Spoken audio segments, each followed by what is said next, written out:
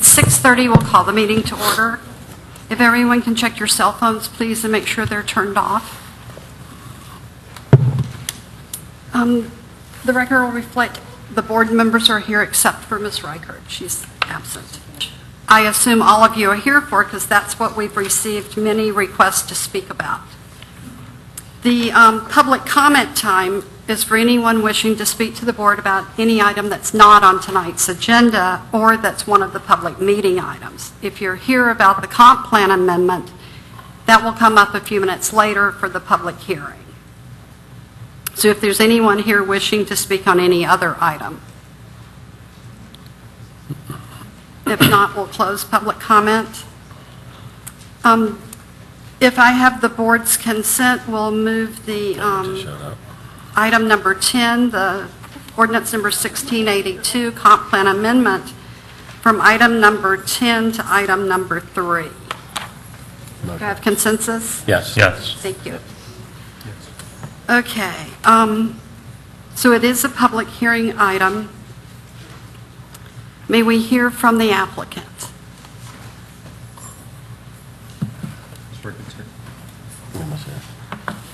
The record can reflect Ms. Reichert's here. Will you state your name and address for the record, please? Yes. My name is Richard Llewellyn, and I would like to thank you for letting me come here, Madam Chairwoman. And I really appreciate the excited people behind me, and I don't say that in jest because my whole life has been involved with community, and I love the community. The reason I'm here in Oviedo is I came to find a grocery site, and I just really enjoyed the people I met. The grocery site, when I came in and met with the city, I asked them, well, what is this dirt mound? And they said, well, that's a percolation pond. We've had it for many years, and unfortunately, we're going to have it for many, many, many more years because it's under a lease contract when we purchase the LPA utilities. So that's kind of the beginning of my journey of how I got involved with Oviedo. We do have a slide presentation, and again, I want to apologize. I'm not a good public speaker. I'm much better with questions, so if you guys have questions later, I'll be glad to answer all of them. But let's see if we can get this slide going. And actually, before we get the slide going, I was here Tuesday, and my eyes aren't that good, so I couldn't see that. So let me hand a little thing out for you.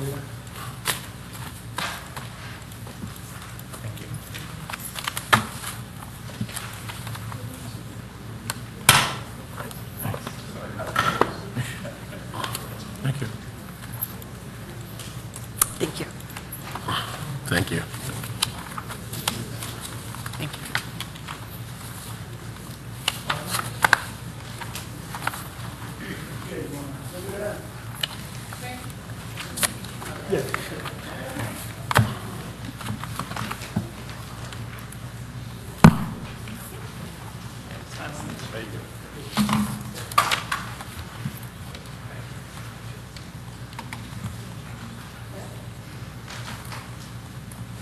So what I'm handing out is basically just a little idea, a little sketch.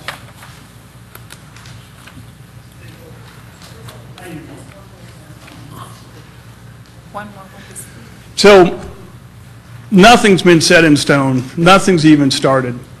We came here as I have a wonderful vision, a lot of good ideas, a lot of good concepts, but nothing has been decided with the city. I know there's apprehension that somehow this is a done deal or something, you know, behind the door. This is the very first one of, I assume, 12 or 20, 50 public hearings. So we are going to have a lot of community events where people can come by and talk because, again, I want ideas. I want to see what's the best use of this property long term. So the background. Alafaya Woods was built in 1983. Alafaya Woods needed to have a sewer system, sewer and water system. A private individual took it upon himself to build a sewer system. Part of that sewer system in the plant was this percolation pond, this spray field. The job of the spray field is basically to take wastewater and go into filter down. That's what it does. This waste field would not be allowed to be built today, according to the Florida Department of Environmental Protection. It's not lined. There's a lot of issues with it. This was not built for long-term use. The city of Oviedo purchased the utility in 2010. It was called Alafaya Utility, and it's a great idea. I've spoken with former Mayor Tom. The idea of taking on the water utility to give clean, safe water, that's fantastic. You guys are custodians. You're going to be here 2100, 2200. You need to have good, clean, safe water. But this is not the way to do it. This is outdated technology. And that's showing some of the ponds. You'll see the two ponds that are white up top. Those are the ones closer to Mitchell Hammock. And again, they haven't been able to be used for a long time because they seep out onto Mitchell Hammock. Again, I don't know if I need to go at length about what a spray field is, but you're taking wastewater and throwing it out onto the field. Now, in a wet weather condition, as a hurricane we had a year ago with that, this came in handy. I mean, obviously, you need a place to store wet water, excuse me. I need some water, I think. But the city already has a golf course. And the reason you purchased a golf course was so you can control your wet weather situation. I really do need some water. Does anybody have any water? This is a cost. Thank you very much. The cost is it's over $300,000 annually for the city right now.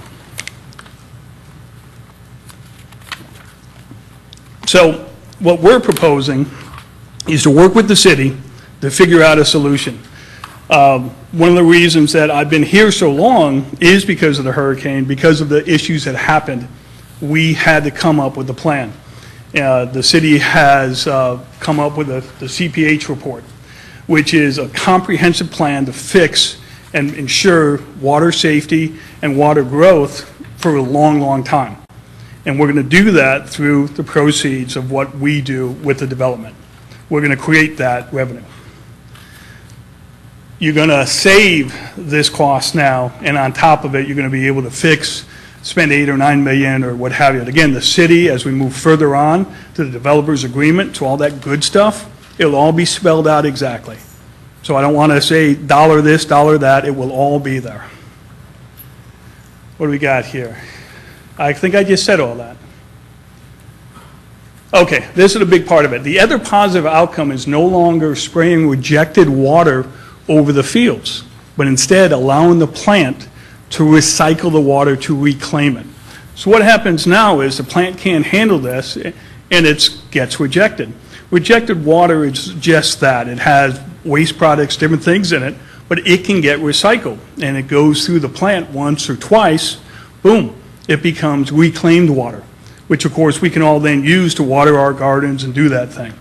So at the end of the day, our project would allow all these things to happen, a big 5 million gallon tank, the golf course to be fixed to handle the wet weather, 2 new tanks, and all this technology would be added to the plant. It's beautiful though. I mean, I love the barbed wire.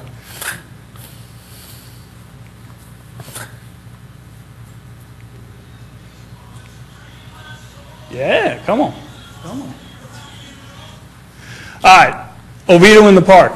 So again, one of the things that I saw, and hopefully I won't talk too long, and then we'll have smarter people than me get up here. But one of the things that I saw that was so interesting to me about Oviedo is you had a downtown that was going through some what have you, and you have a beautiful city municipal place, and then you had this cool project come in, Oviedo in the park. And of course, then you have this spray field, brownfield. You need to connect them all so everybody can get back and forth. So the map I handed out is basically showing the linkage. It's showing that if you want to get to the Seminole County Library, you don't have to get on Alafaya if you live in Alafaya Woods. You can come up Oviedo Boulevard. We'd make sure that the Oviedo Boulevard gets extended down to Alexandria. There's a lot of potential benefits for this. I can go on and on, but again, they're all conceptual. So you lose the $300,000 cost, you extend to Oviedo Boulevard, which again creates all this linkage, all this network. We can do additional bike paths, again, dealing with Lake Rogers, LFA Woods, they want a bike path going all the way down the street. That's that little blue dotted line. If they want that, we can build that. The multimodal, there's all these terms that, later on we're going to talk about, again, once we get to the developer's agreement. One of the big things that I've been talking to a lot of residents is the need for active adult lifestyle. 30% of the residents are older than 55. And they don't have, I don't like cutting the grass anymore. I don't like, having all to clean the big house. I want a smaller place with amenities. That's what we want to build here. That's the kind of thing we want here. The other thing is, again, I went to the ladies lacrosse game at Oviedo High School. They don't have a place to go. You talk to the teenagers, where do they hang out? We want to give them some of those places. That's kind of our vision, all these community gathering spots. And again, we want the community involvement in it. We want your ideas. We want your input. The other idea would be a hotel. I can't believe you can't stay anywhere around here. It's just crazy to me. We'd love to get little offices, and not little, good-sized office, if we can bring business in. We're completely open to ideas is what I'm saying. But to start, we have to solve a problem. Let's see what we got here. All right, it's going to be terrible, but we have to solve a problem. And that problem is somehow this land got divided. Nobody knows. Nobody can tell me. The sellers can't tell me. The city can't tell me. An arbitrary line got down this one parcel that we have of 60 some odd acres. There's a line got drawn down it. And it's rural. And there's nothing but PDs, planned developments around it. There's nothing but downtown mixed use around it. So what I'm offering, or what I'm suggesting the city does, I did see a policeman, didn't I? I guess he left, is to handcuff me and make me do a less intense use. Right now, with 23 odd acres that can be built, we can do some 660,000, square feet jammed into that area. We don't want to do that. We want to work with the city. We want to come up with a plan that people like. We're willing to go ahead and handcuff ourselves and say, hey, this is what we're going to do. And what the city asked us to do is create a worst-case scenario. Now, this worst-case scenario is this 927 homes, 120,000 this, 5,000 that, 10,000 that. And we had to, because otherwise we don't have a traffic methodology. I get nothing but, conversations about traffic. And without some starting point, we can't generate our traffic reports. So all those numbers are just that. They're concepts, they're plans, they're ideas. Nothing set in stone, nothing. The idea was we had to have a starting point to lessen our intensity.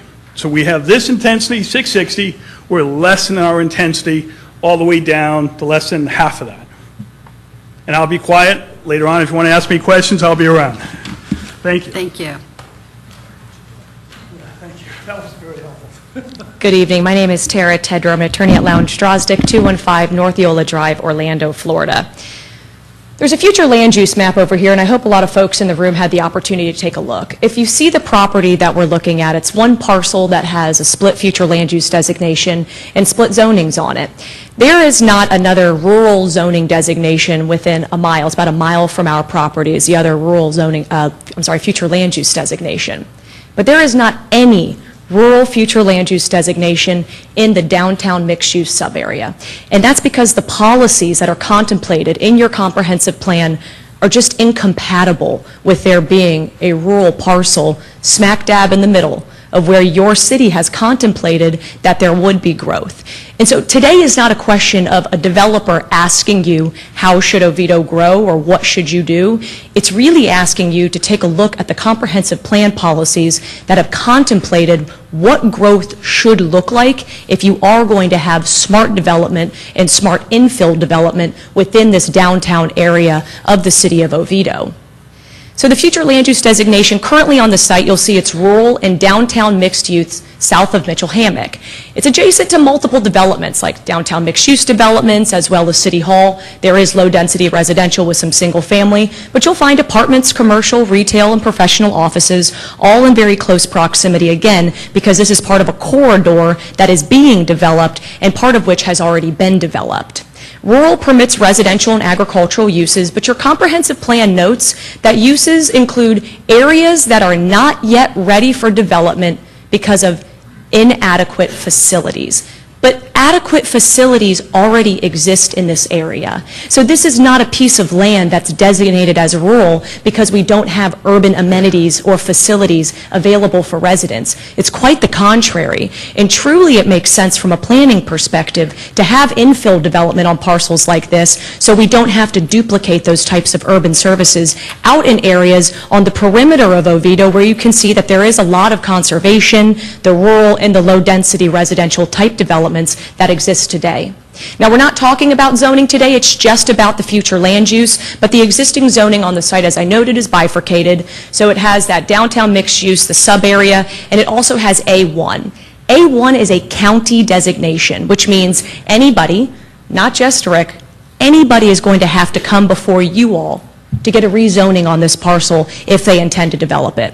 And I can tell you that with the entitlements that exist by right, and we'll give you a slide that breaks it down, it was in the staff report as well, with the entitlements that exist by right today, the parcel is going to be developed. But it's a matter of whether we can harness the entirety of this one parcel to have a smarter development, or whether we instead encourage a developer to take what they can do by right on 21 acres of that parcel and smash in an intense development, and they don't have to ask for those types of discretionary approvals to do it because the zoning would allow it and the future land use would allow it. But instead what we're asking is to have a development program that would allow for an extension of Oviedo Boulevard, which we'll show you, to be able to broaden the base of the development program we can have so that the exact comprehensive plan principles that have been contemplated can be implemented on the site. Now, the existing zoning designation, again, we're located in a multimodal transportation area. We're part of a designated development corridor area, and we're in the downtown core traffic concurrency exception area. All of these terms are basically telling you that we are in an area that is supposed to be developed. It is contemplated as an area that should be developed, and a development corridor is exactly that. So the idea that this spray field is going to forever remain a barbed wire piece of property is truly just misleading to the public. So the opportunity for us instead to have a dialogue on what type of growth we should have is something I hope that we can do tonight and throughout the coming weeks with the citizens. So if you look at the development program, we say requested, but really it's the current development program in comparison to the conceptual development program. Because as Rick noted, we aren't coming here tonight to tell you this is exactly what we do. Quite the contrary. We modeled out numbers for the reasons of our transportation program so that we could get a methodology determined and talk about worst case impacts to levels of service standards for the city. So we came up with those worst case impacts, and if we were to try to come back and go any more intense or dense than we have proposed tonight, we'd have to come back before you. So it's not as if just because you see numbers in the staff report such as, 495,000 plus square feet of commercial could be permitted under the requested future land use designation, we can't get anything above the 150,300 that was proposed for the traffic purposes because we'd have to come back and start the program over again. So our developers agreement will not be going above the numbers that were proposed for purposes of our traffic methodology.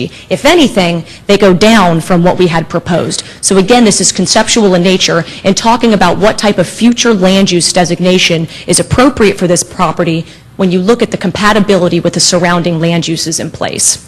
So if you look at the maximum allowable density, the numbers I had just referenced a moment ago about what one could do by right today under that future land use designation of downtown mixed use south of Mitchell Hammock Road sub-area, that 21.35 acres, you could get up to 660,000 plus square feet of gross commercial area and retail.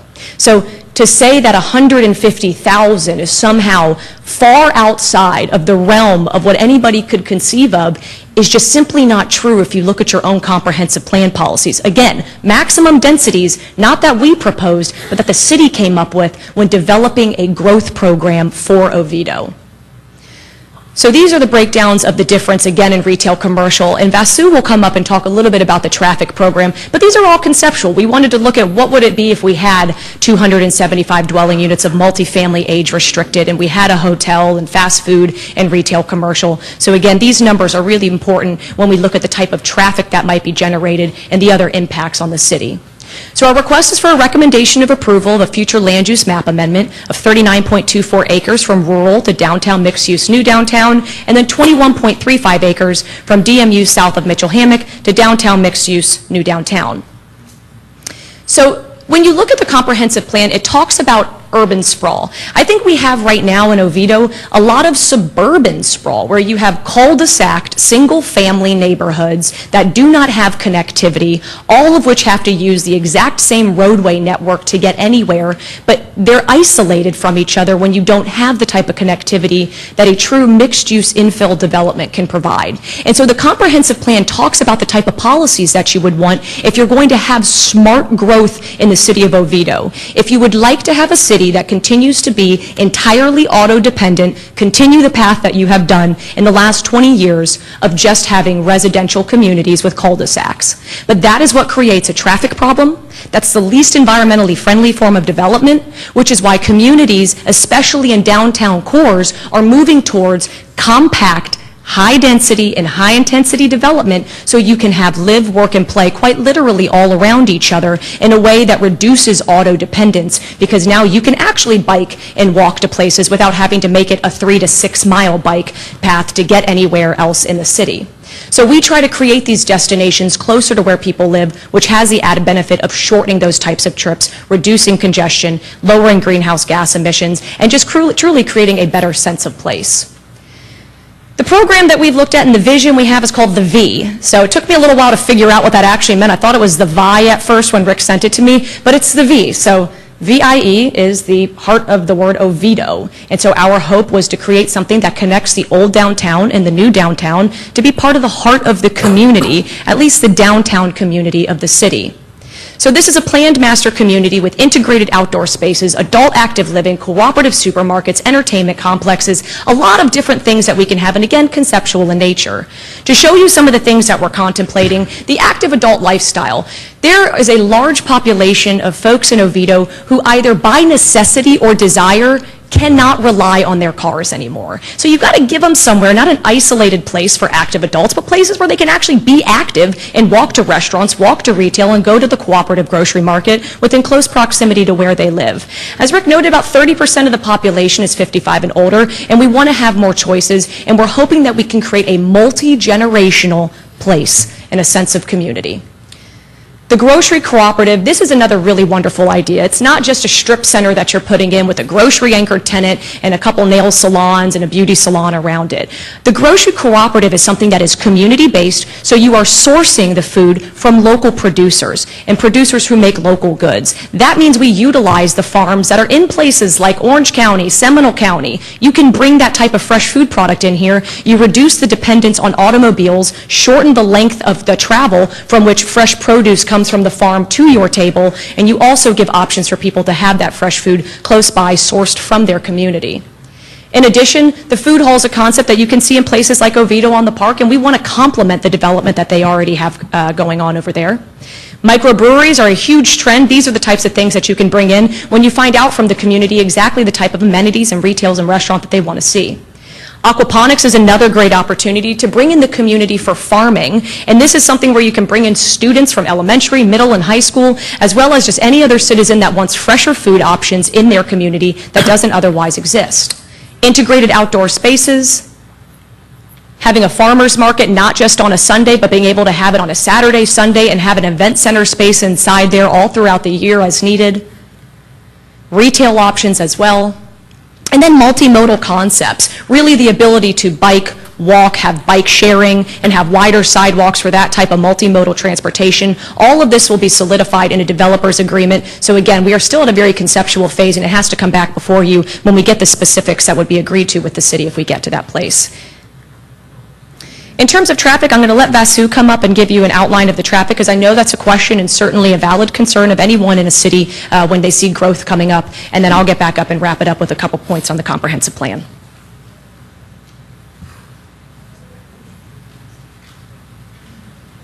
Well, good night, everyone. I'm Vasu Prasad. I work for the traffic planning firm, Traffic Planning and Design. I'm here with you tonight, and first of all, it's great to see so many members of the community here tonight. I had a chance to speak to a few of them, and there are a lot of concerns, and I want to try to address them. By the way, Tara, that's always a tough act to follow, so I'm not as eloquent as Tara, but I'll do my best tonight. The first thing is, Tara has mentioned some of the nice things about the project. I think they're wonderful things. She's also mentioned some of the ordinances and the zoning requirements in the comp plan and so forth, future land use map and so on. Obviously, there's a trade-off there, traffic, right? Everyone has a concern about traffic. There are a couple things I want to talk about. I'm here to talk to you tonight as a traffic engineer. I'm also a licensed urban planner. What I love about this project, from basically wearing those two hats, is this project, by definition and characteristics of it being a mixed-use project, mixed use inherently reduces traffic. Okay, a lot of the it's always an unpopular statement, but that's inherent to the type of development. The other thing is doing. I'm sorry. Can we please be quiet in the chambers? Thank you. The other thing is that as a planner doing work in different parts of the state, as well as having to do hours and hours of continual education done in other parts of the country and so forth, this is the type of development that other places are trying to do. They're planning for it. They want to do it 15 years from now, 10 years from now. How do we make this part of their comprehensive plan? And this development is here before you saying, we want to do this. I find that so innovative and interesting, and it's awesome, and I really just, not to be biased, but it's a great project, and I strongly encourage you, both as a planner and a traffic engineer, to consider the project. Now to discuss the traffic issues and points. City of Oviedo, Seminole County, the state, they have very specific requirements on what type of traffic study we do, how we do it, the methodology, and so forth. We did a traffic study here, 400 pages of traffic study. We did our own traffic counts and so forth, so we had actual data taken in this calendar year to rely on, not the counts taken by Seminole County or something like that. The study roadway segments currently have a level of service of E, and based upon that, they're currently operating. There are some deficiencies and so forth, but this project would not add to those deficiencies to the point to fail them. Right? Similar situation with the study intersections. All the study intersections in the area are operating within that level of service adopted threshold. And there are some deficiencies on the minor streets. So for example, if you're in a shopping complex and you're trying to turn left out, you will experience some delays. That is a function of just a preference to the green time on the signals being given to the main line. So they try to move the traffic on the main line. Overall, the project access, the access points of the driveways of the project work well. There are turn lanes and so forth that are proposed. In addition, the city, in conjunction with the county and the FDOT, are doing an InSync system. InSync is an adaptive arterial management system that is currently operationally employed. I understand you guys heard a little bit about that a couple nights ago. And we, as part of our project, we will work with the city in trying to facilitate those type of things and working with those type of controllers. Now, to kind of really get into the meat of the matter of this project and the traffic it will generate, and why we think this concept is a very attractive concept. First of all, There was a lot of, questions and concerns just now about why mixed-use projects generate less traffic. If you had apartments located here, and a mile down the road you had your shopping situation, everyone had to get onto Mitchell Hammock and drive. In this case, with co-located uses, you have what is called an internal capture. The traffic is captured on site. With this particular development, about 25% of the traffic typically generated by these individual uses are captured on site. That equates to about 4,000 less vehicles on the roadway. Now, overall, the current future land use designation of this project versus what we are proposing results in about a 50% reduction in traffic comparatively. So, for example, the current future land use has about 17,000 daily trips. The proposed project has about 9,000. That is about a 46% reduction in trips. That reduction, coupled with the internal capture, roughly 50% daily reduction, plus 25% internal capture, is a 75% reduction in the potential traffic as compared to the current future land use designation. 75%. That is significant. That speaks to why, as a traffic engineer, this is a very interesting project from just a traffic reduction standpoint. Now, the other thing that's interesting about this project, that as a traffic engineer, really is a good thing, is this project is proposing, Mr.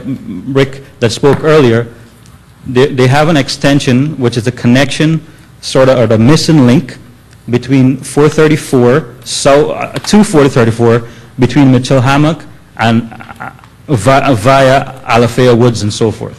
That is a critical missing link that completes an overall network connectivity of the area. To use an analogy that your city consultant uses, that traffic is like water, and it'll find a path of least resistance. So similarly, by providing those type of missing links, you give the opportunity to people to select different pathways. It reduces the dependence and reliance on Mitchell Hammock, as well as the impact of this development, as well as the surrounding area, to the 434 and Mitchell Hammock intersection. This is a slide that shows the alternative pathways. It may not be very visible, but the yellow areas and so forth is something that shows the different roadways and ways that water/traffic can flow. Again, as mentioned earlier, 84% of the population is east of Alafaya Trail. This Oviedo Boulevard extension would add a critical north-south link. You can travel from 434 via the extension, cross over Mitchell Hammock, and get to the Oviedo Library without having to use State Road 434. That is important. As part of your growth, you want to create parallel corridors. That is significant.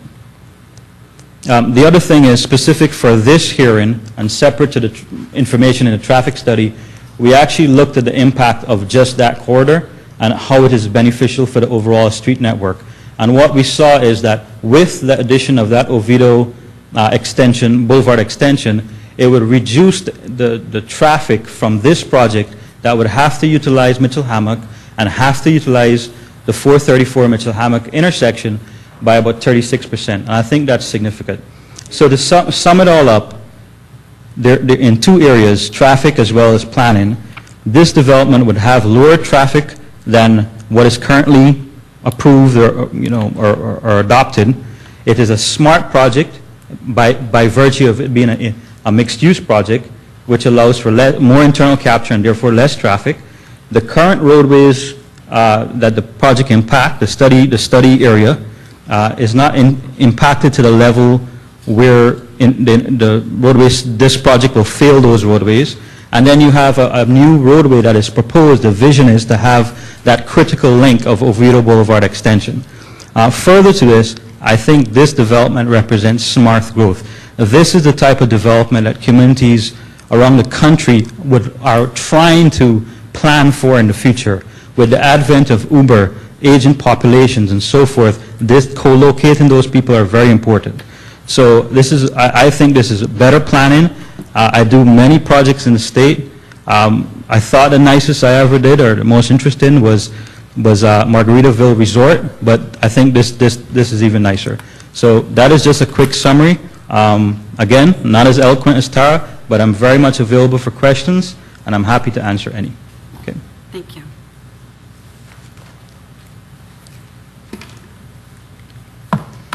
In looking at the criteria for approval, our request tonight is not to ask you to give us a ringing support of this specific vision or concept.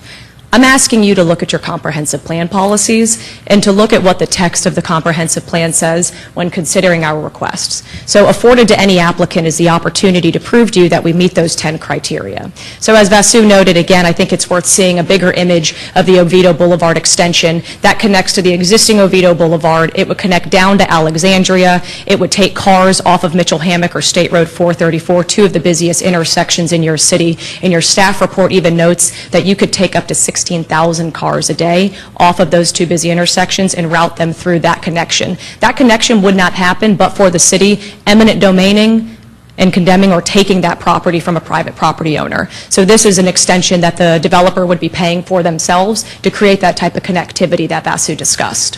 Here are your 10 comprehensive plan policy criteria for approval.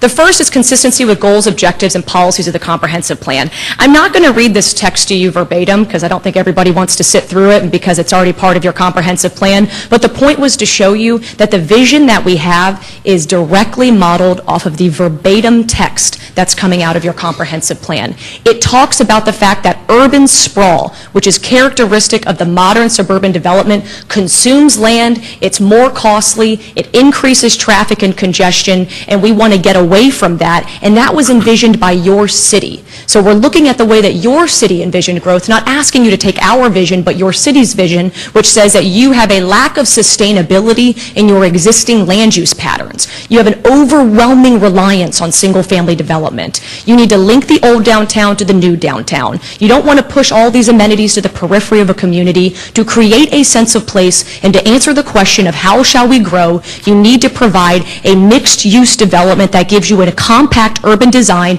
in an area contemplated as a development corridor for urban development. So again, we're not going somewhere where there's no urban development. We are asking to use the existing amenities, infrastructure, and resources that are supposed to support urban development rather than making you duplicate those resources on the periphery of the city limits in order to have more urban development out there. So we're putting it exactly where it was contemplated to be under the policies of your comprehensive plan.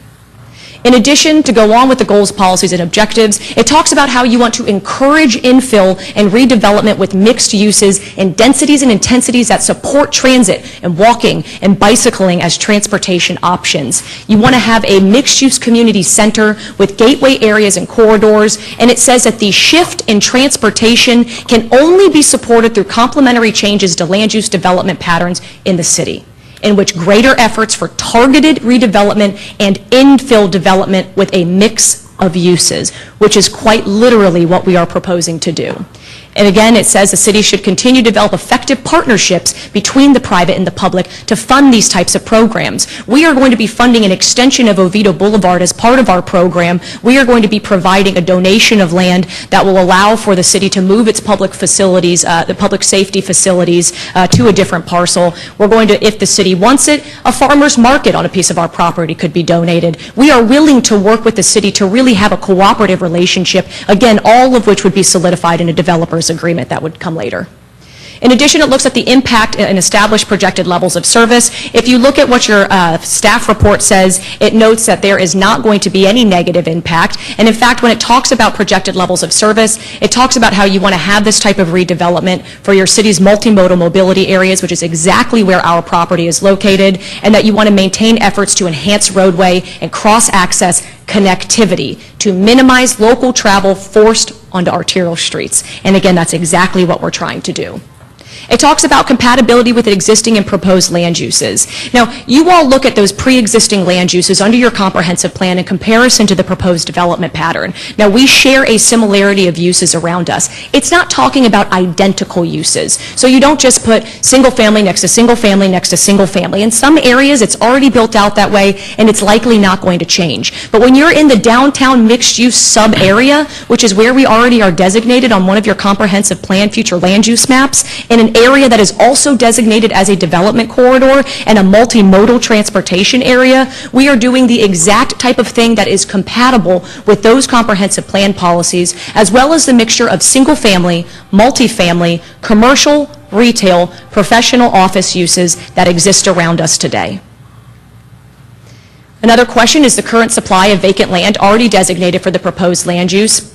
And staff will talk about this because this comes directly from their staff report, but part of our property already has that downtown mixed-use designation, and we're looking for that compatibility with a similar downtown mixed-use designation because truly the rural designation is incompatible with what has been contemplated for development in this corridor, and that current supply of vacant land already designated in this area is no longer existent. So this is really the last infill piece of property, and that has a sizable opportunity to do a smart growth and to allow for the accommodation of some of those amenities that the city has been looking for under the comprehensive plan. In addition, it talks about funding commitments for required improvements. The project will generate a positive economic impact on ad valorem taxes and other revenues. And again, we are working with city staff to create pro formas on all of our specific improvements and to fund those things like roadway improvements and connectivity and the other aspects of our project that we're happy to do some land swaps and land donations to the city to accommodate the vision of growth that they also see for the City Hall campus. The impact on natural resources, the city had their own environmental consultant come out and they found that there wasn't going to be a negative impact. Again, we are so conceptual. We still have to go through a master land use plan, a developer's agreement, site development orders. All of the technical aspects of fully engineered site development plans will go back through a reevaluation with your staff. So saying tonight, well, we don't know if this and that or if there's going to be enough support, all of those things have to get figured out by the developer. And there are many opportunities for roadblocks to be thrown up if we cannot prove to you that we do meet all the very strict standards for fully engineered site plans to be approved by the City of Oviedo. In addition, when it comes to a population impact, we provide for housing opportunities for a wide range of residents and lifestyles. It noted that there wouldn't be a negative population impact in your staff report. Your comprehensive plan notes that this city will likely have 50,000 residents, which means within about the next decade, it's contemplated to have a 10,000 resident grow here in the city, which is why your comprehensive plan policies were written in a way to contemplate that growth. Simply saying we don't want more people here or we don't want more cars on the road is not a solution to any of the problems you have. In fact, saying that we don't want this project because we don't like cars on the road or want more people in the city is denying an opportunity for us to provide connectivity that could take 16,000 cars a day off of State Road 434 and off of East Mitchell Hammock Boulevard to provide easier connectivity between communities. With the impact on public schools, there was a letter that we got from 2017, a recent one from April 2nd, which I believe staff has, and we can submit a copy on the record, that talks about in the concurrency service areas that there wouldn't be an impact, potential deficiencies in some schools, but we are at the conceptual stage, so we have to go back through the process of reapplying to the school board to see if we can reserve any capacity in those schools, and if any developer, not just us, cannot reserve that capacity, if it is not available in the schools that you're zoned for or in schools that we have adjacency with, then the developer either can't develop or has to mitigate. So those are not things that I'm promising you, that is just the protocol for when we talk about how we have school capacity for students that are generated by any residential project in the city. In addition, consistency with efforts to increase the supply of non-residential lands available for economic use. Well, the land is both residential and commercial in nature, and we would be providing an increase in those lands available for economic use, but also use that integrates the smart planning principles of your comprehensive plan.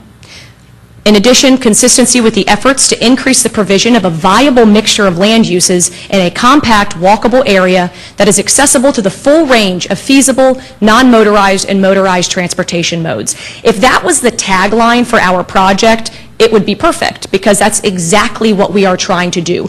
Oftentimes, people are trying to come up with ways in which they can meet this comprehensive plan criteria, but we are doing the exact opposite. We looked at your comprehensive plan, and then we came up with the type of development program that would mirror exactly what you want to provide for that viable mixture of land uses in a compact, walkable area. So you can see those different policies and objectives that are listed there that talk about how we want to have that full-service community for a lifetime by addressing unique needs and challenges of the community in that walkable urban environment.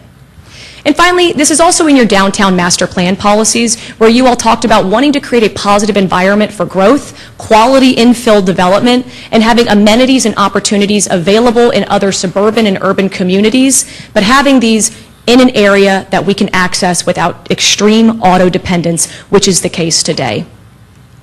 So our request is that we take away just having a spray field of rejected water in your downtown mixed-use sub-area directly next to City Hall in your brand-new Oviedo on the Park, but instead for allowing a project that would incorporate the planning principles that your comprehensive plan articulates very well. So we're asking for 2 recommendations of approval of future land use map amendment, from one for rural to downtown mixed-use new downtown, and the other from downtown mixed-use south of Mitchell Hammock to downtown mixed-use new downtown. And we're asking for this recommendation consistent with your professional planning staff's recommendation for approval in today's case. I'm happy to answer any questions you may have. If you want to reserve them until after staff's given their presentation, happy to come back up at any time. And I would ask for the opportunity to come back up and speak with you after the residents have had a chance to speak as well. Thank you. Are there any questions of the applicant at this time? Thank you. Thank you. Oh, just a minute. Sorry. Oh, you're Actually, fine. I have a question for Mr. Llewellyn. Mr. Wright? Would be okay? Can you come back up to the podium, please?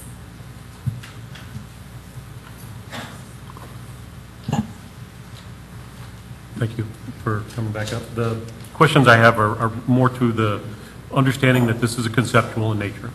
You're using these values as a benchmark to be able to prepare your transportation plan. We understand that. Made that very clear tonight.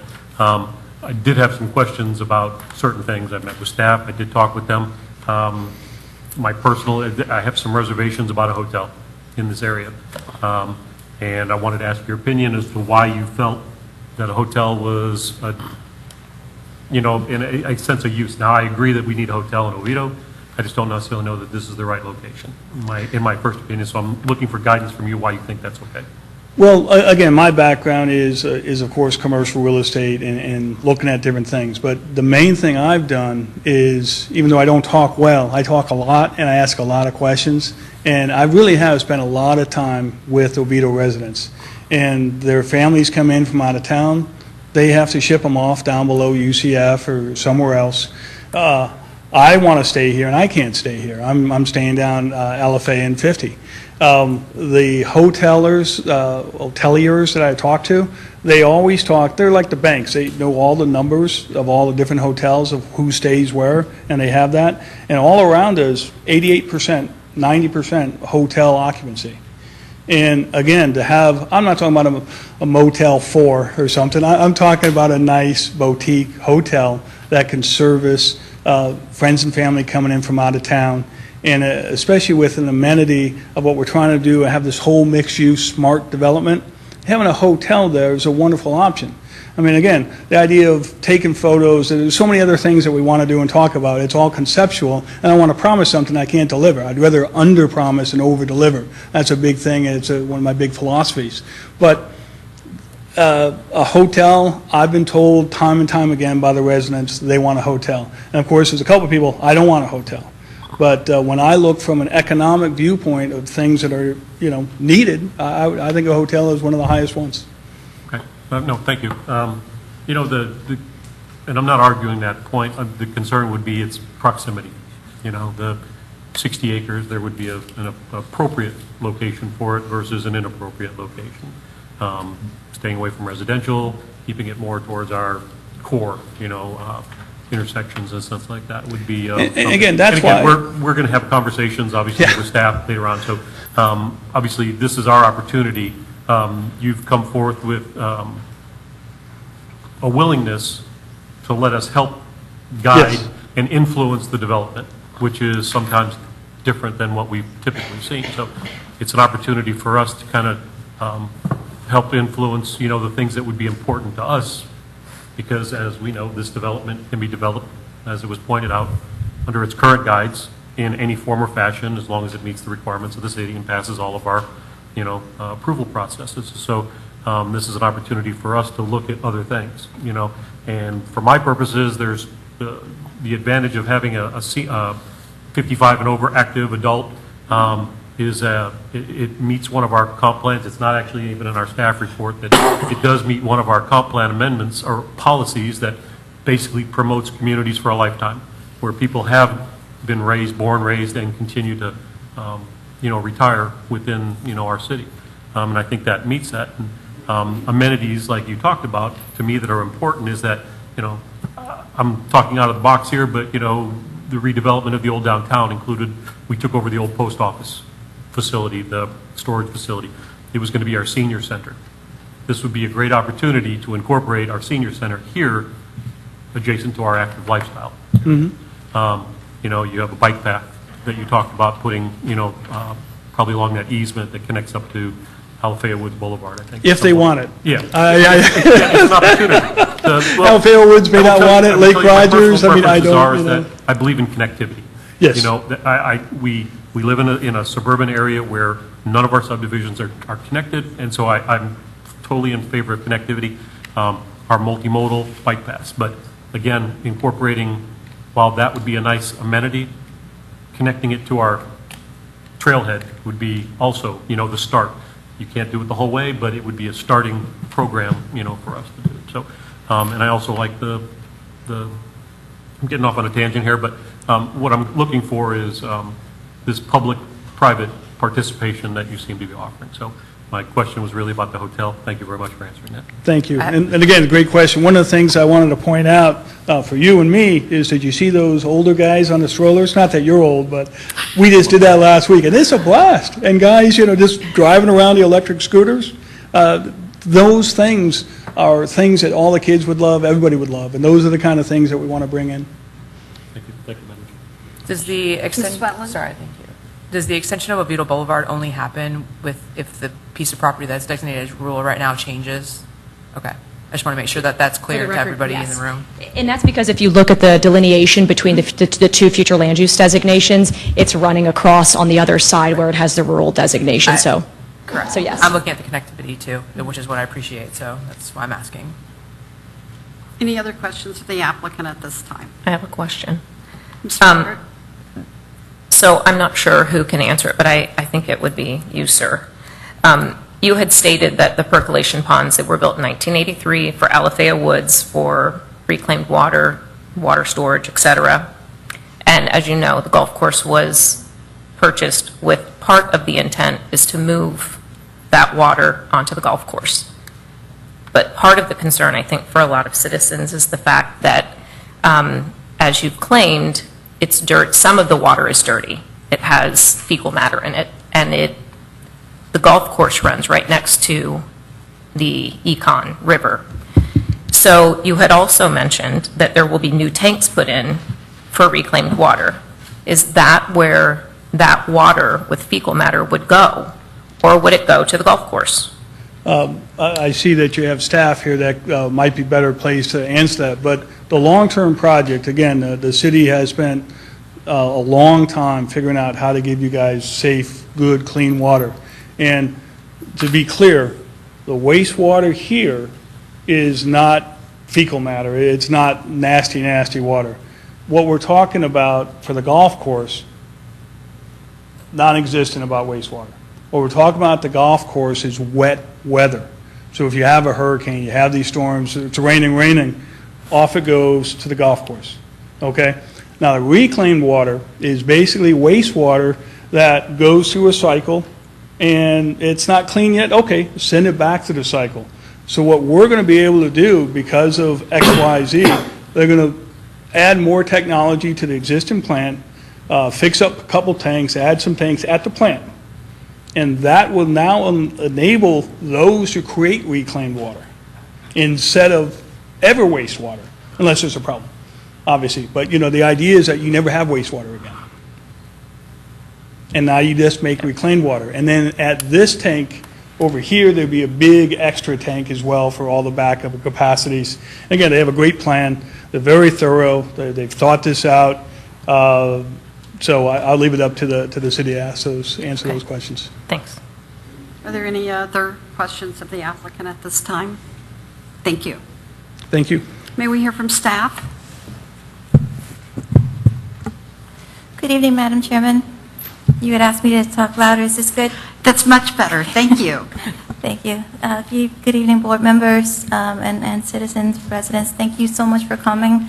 I like to see a packed house, 'cause that means that our public notices go out and everybody is here to voice their opinions, concerns, or ideas. So I apologize that some of this will be a little bit repetitious of what you just heard Tara and her team go through, but as part of giving the applicant due process, I do want to cover all the criteria that staff is required to review each project by based on the city's comprehensive plan.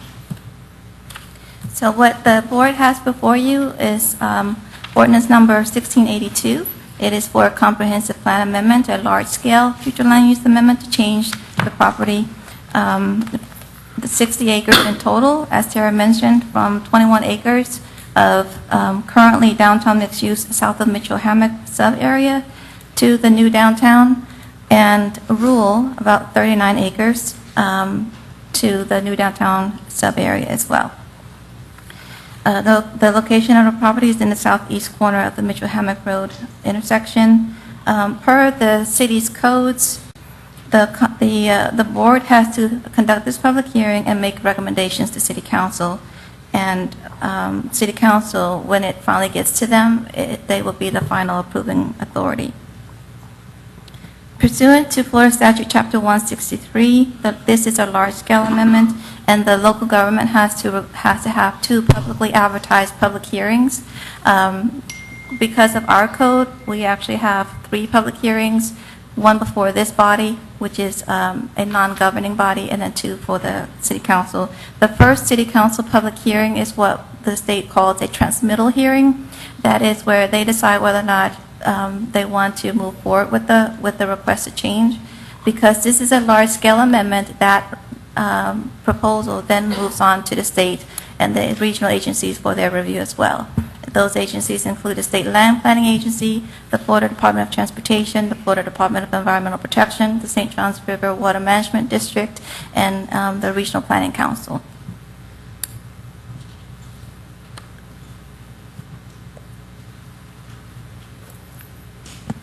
As Tara mentioned and showed in her presentation, the current land use category on the western portion of the property, the 21 acres, does permit by right a range of 16 to 112 residential units, and up to a minimum of 488,000 square feet with a maximum of 660.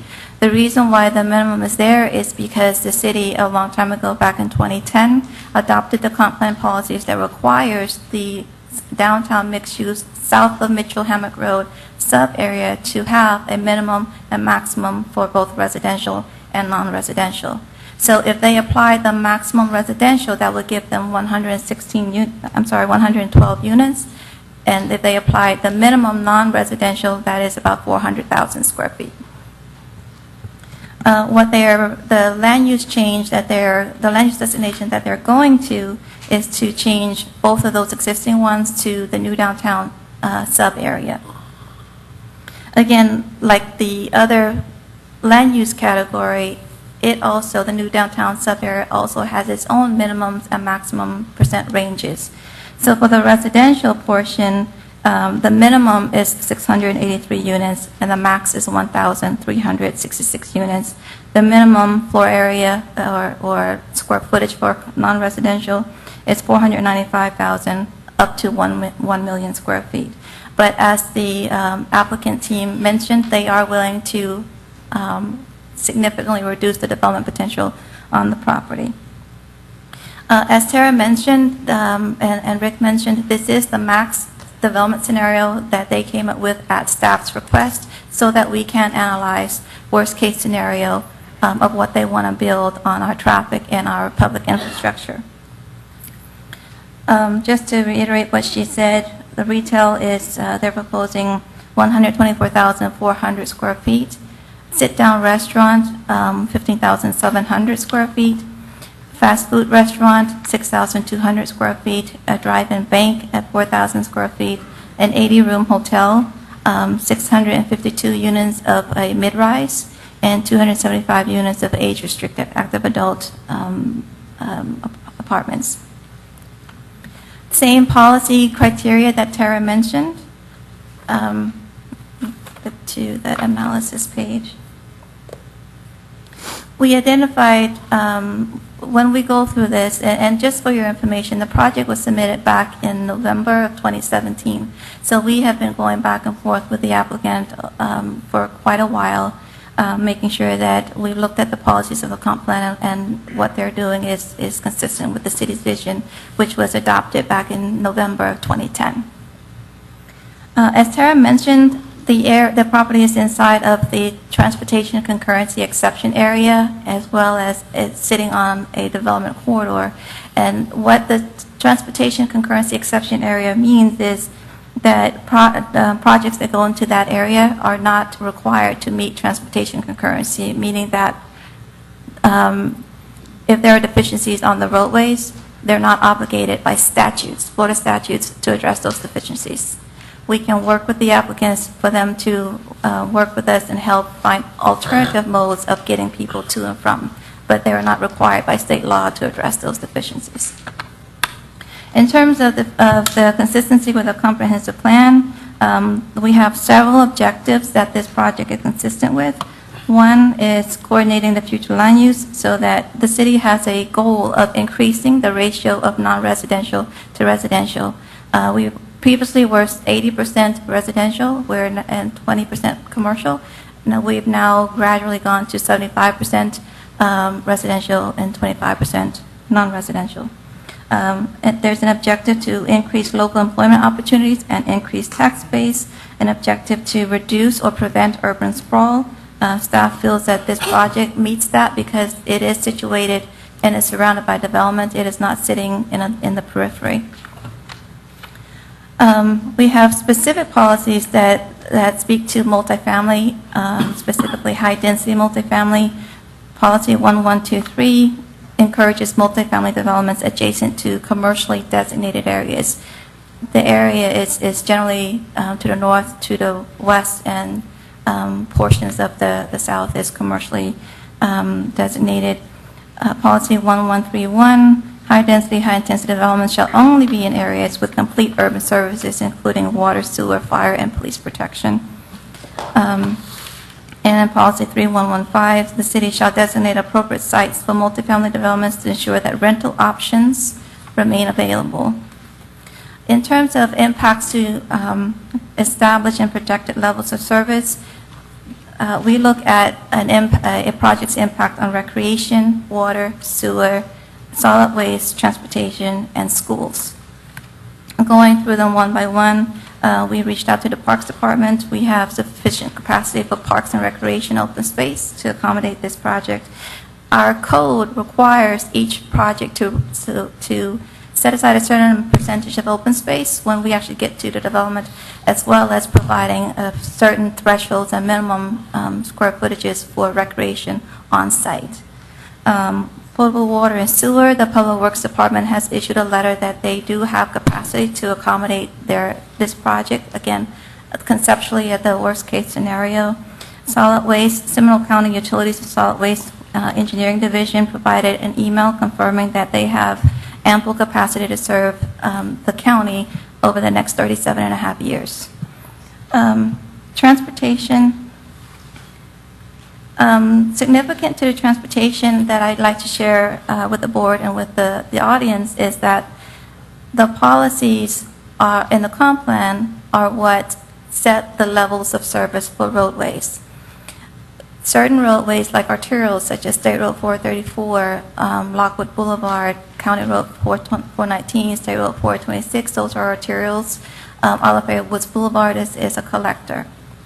On those roads, The adopted standard that was established, the policy direction by the City Council in 2010, set an adopted level of service of E.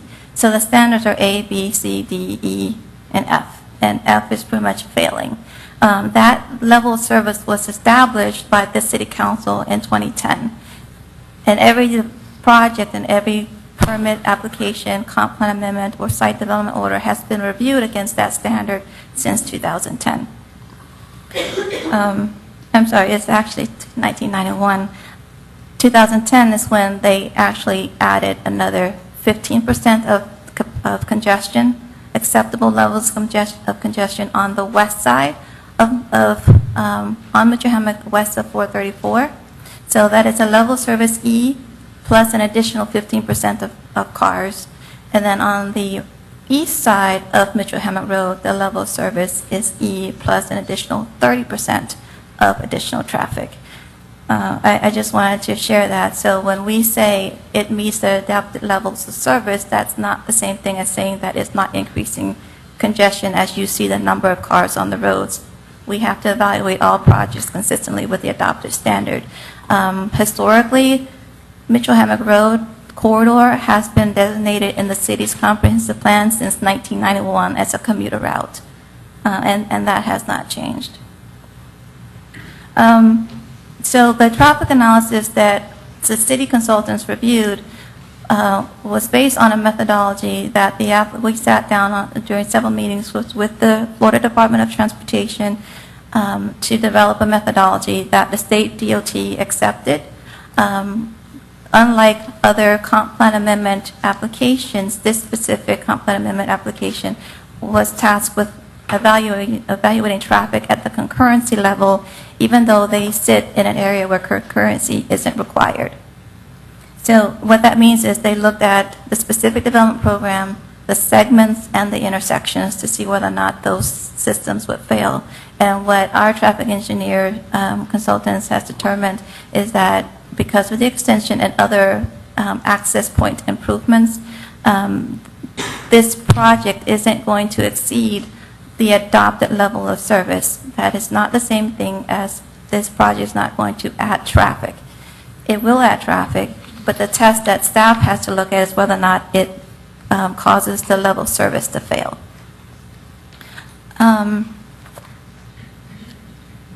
The next criteria is compatibility with existing and proposed future land uses. We have a policy, if you want to look at it, it's 11116.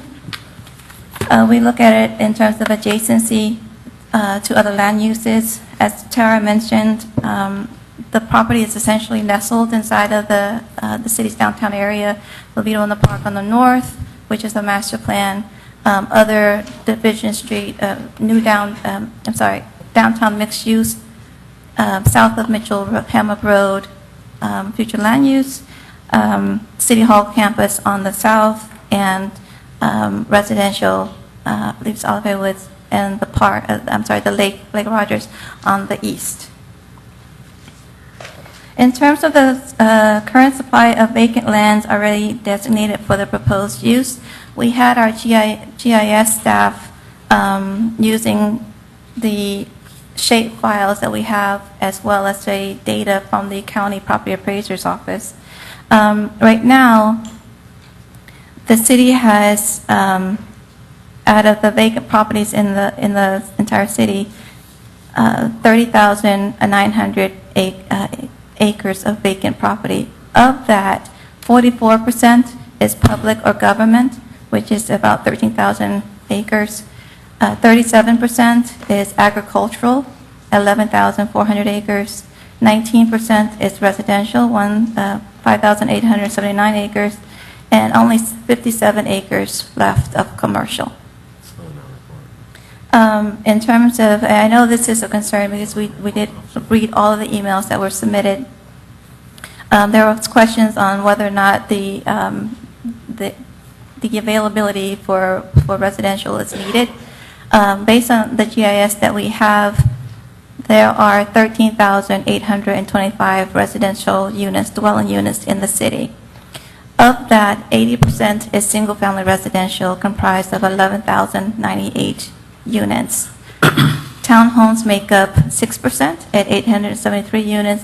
Duplexes make up 3% at 401 units, and apartments is 11% at 1,453 units. This is data coming from the County Property Appraiser's Office. In terms of commercial areas that are currently vacant, we have 1,907 total commercial buildings and suites. Of that, 156 vacancies exist, which represents 14%.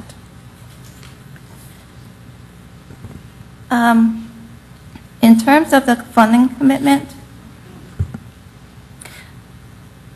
staff doesn't believe that the future land use map is going to degrade the operating levels of service standard. It's actually, based on technical data, it's not going to. Because of that, it's not going to necessitate city funds to infrastructure to support this project. But through their public-private partnership, which Tara and Rick both spoke on, with the public safety building construction, possible location on it, mostly on their site, partially on the city's property, the extension of the Oviedo Boulevard, adding capacity to the system, those are things that would not require the city to put forward any funds in our capital improvements plan. We also looked at natural resources. There was an email received about contacting the city's consultant. She looked at it back in 2017-18 when the project first came in. Based on her review and findings, she did not mention sandhill cranes, but she did mention gopher tortoises. By policy, they have to, by the time they go to develop, they have to conduct another survey to identify any new species that might have migrated into the area, and they have to provide that to the city staff for review. In terms of the criteria to increase the supply of non-residential lands available for economic use, sorry, it's freezing in here for me.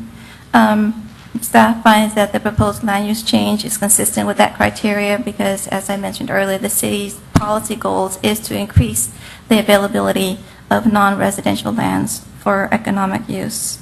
The criteria to increase efforts to provide viable mixed use in a compact walkable area that's accessible by both motorized and non-motorized transportation. We feel that this is consistent with that criteria. We also looked at housing. I mentioned housing earlier. As we grow, and our growth is limited by how much water we can consume and what's permitted through the St. John Rivers Water Management District, there's going to be a need for housing as the city grows, and right now we're growing at an average of 1.7% to 2%. This is since 2010. There's a criteria on population impact. Basically, this project or this request to change the future land use map isn't going to have an adverse impact on population, meaning that it's not going to decrease the city's opportunities to grow its population. The criteria on public health, safety, and welfare, we did not identify any public health, safety, and/or welfare issues. In terms of impacts on schools, as Tara mentioned, we did receive a letter from the school board earlier last week confirming that, as some of you may or may not know, the school board has interlocal agreements with each city in the county. The school is essentially, it functions like a single school district in terms of concurrency service areas. There are school concurrency service areas, CSAs, and each CSA has multiple schools in it. The interlocal agreement allows the school district to use an adjacency clause. So in terms of concurrency and levels of service, this development can be absorbed by the concurrency level, by the concurrency service area that it sits in. As they move closer to development, the school board will reevaluate the school impacts at that time. Approving this comp plan amendment does not vest this project for school concurrency. They still have to come back to the school board and address each project as it comes in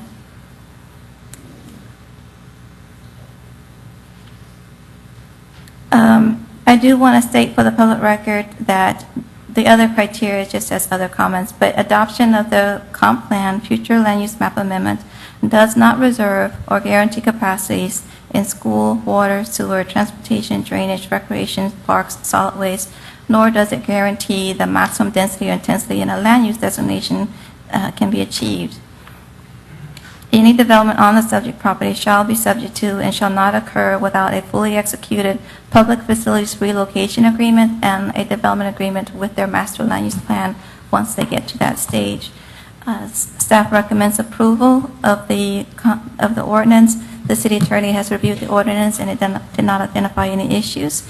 And with that, again, staff recommends approval, and I'm available for questions. Also, our consultant is here. Our city engineer is also here to answer any specific questions on the percolation ponds. Thank you. Are there any questions of staff? I have a question about the Ms. percolation Reichert? ponds. Yes, thank you. About the percolation ponds, if you can answer that. The same question that I had asked Rick, regarding what will happen with the water that is currently being housed on the percolation ponds.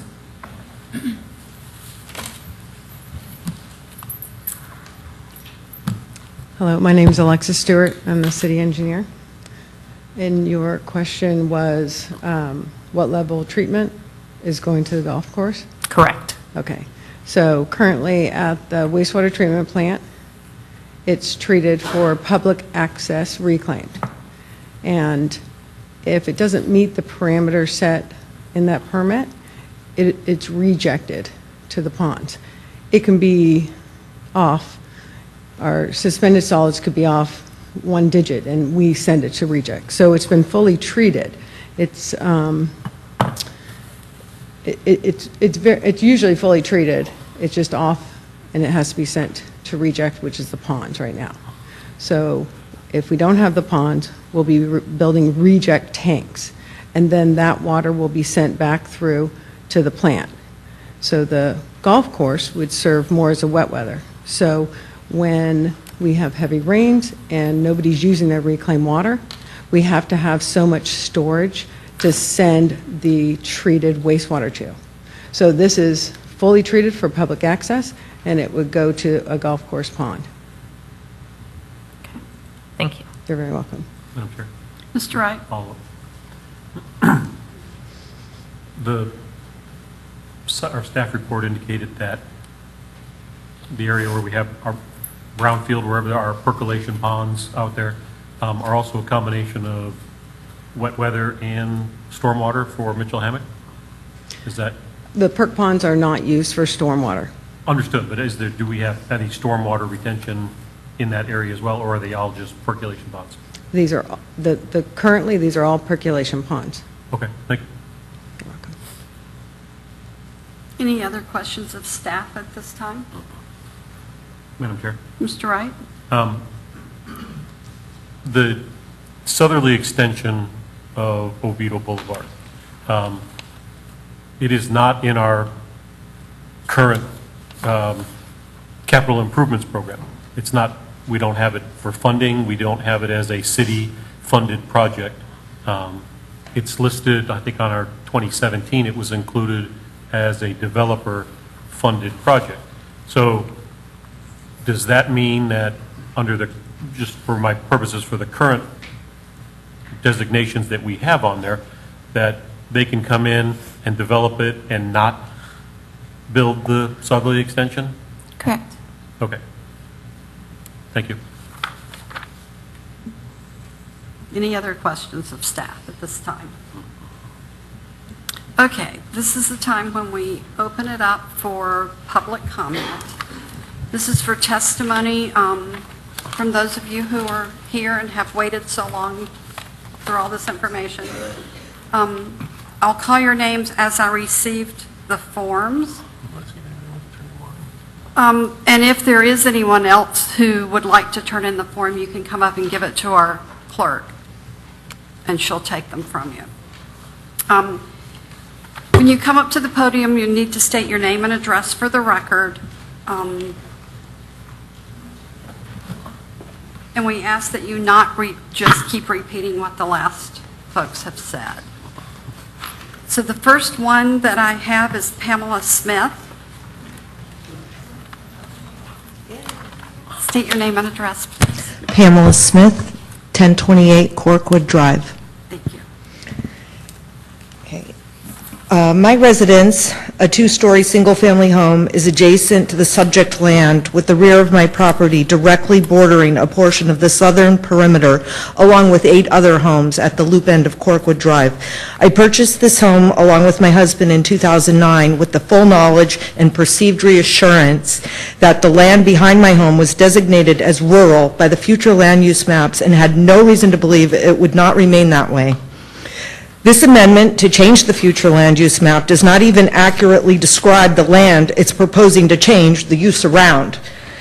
Under adjacent land use, it reads that the proposed development is bordered by the City Hall campus on the south, and in Table 3, Land Use Adjacent Evaluation, under existing land use for the south, it lists only City Hall and is designated as public lands. This description completely omits acknowledgement of my home and that of my neighbors, as well as all the residents that live in Alafaya Woods apartments.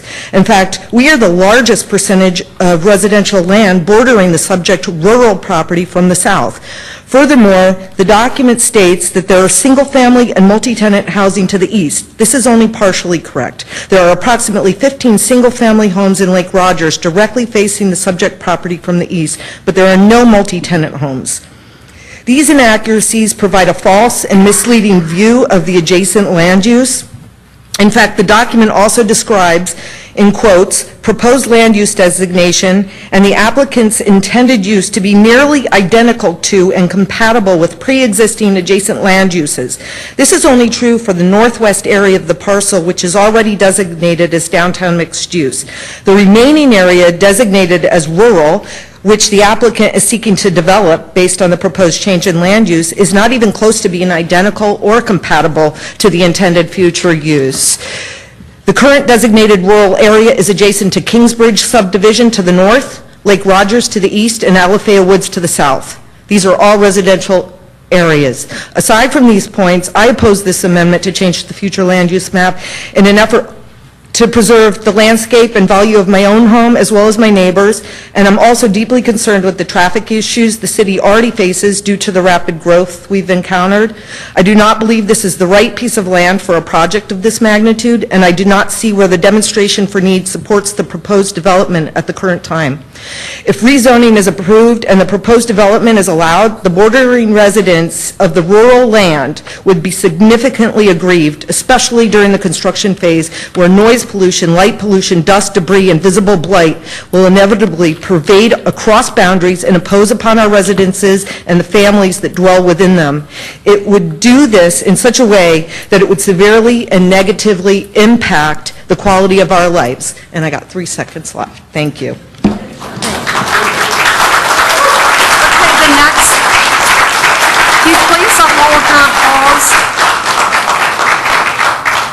We have a lot of these to get through, so please hold your applause.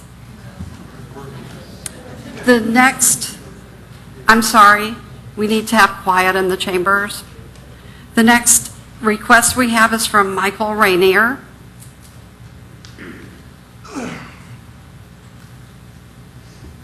My name is Michael Rayner. I live at 1215 Lake Rogers Circle.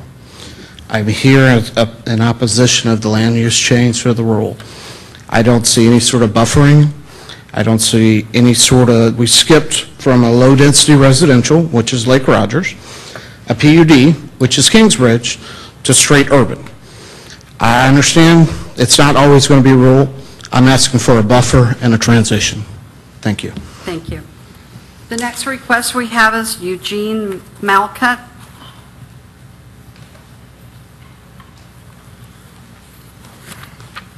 Good evening. My name is Eugene Malcutt. I live at 1035 Corkwood Drive. I'm opposing to this development and zoning because of the wildlife situation with the sandhill cranes behind that property. I've been in contact with the Florida Wild and Life Commission, also the commissioner of the I've been in touch with the Wildlife Commission. I was told that the sandhill cranes is a protective bird. During the last 10 years, they have been declining in population due to a lot of construction, housing development, and by law, the sand crane is protected by the U.S. Bird Territory Act, Rule 68.27.003 of the Florida Endangered and Protective Service. Sand cranes will not be disturbed or moved from their properties. Now, I sent a copy of this zoning to the Wildlife Commissioner, and they looked at it, and they also were intrigued about the thing there that you have written about, that you have inspected the area, and nothing is mentioned about sand crane, but you approved that this area could be developed. They're very concerned about this situation, and they want to have a three-way conversation tomorrow. I'll be talking with them again to see what happens here tonight. But on Monday, I'm having a meeting with them in Tallahassee with this whole wildlife, because you're disturbing the sand cranes there that have been there for 20 years. And it's just greed with all this development that you guys are trying to put up there, a hotel, a bank. We have 3 banks here that have gone on commission, Bank of America in Alexandria, BB&T down the corner, and Fairwinds closed their banks. What are we putting another bank in this area for? Thank you very much. Thank you. The next request I have is Marilyn McStay.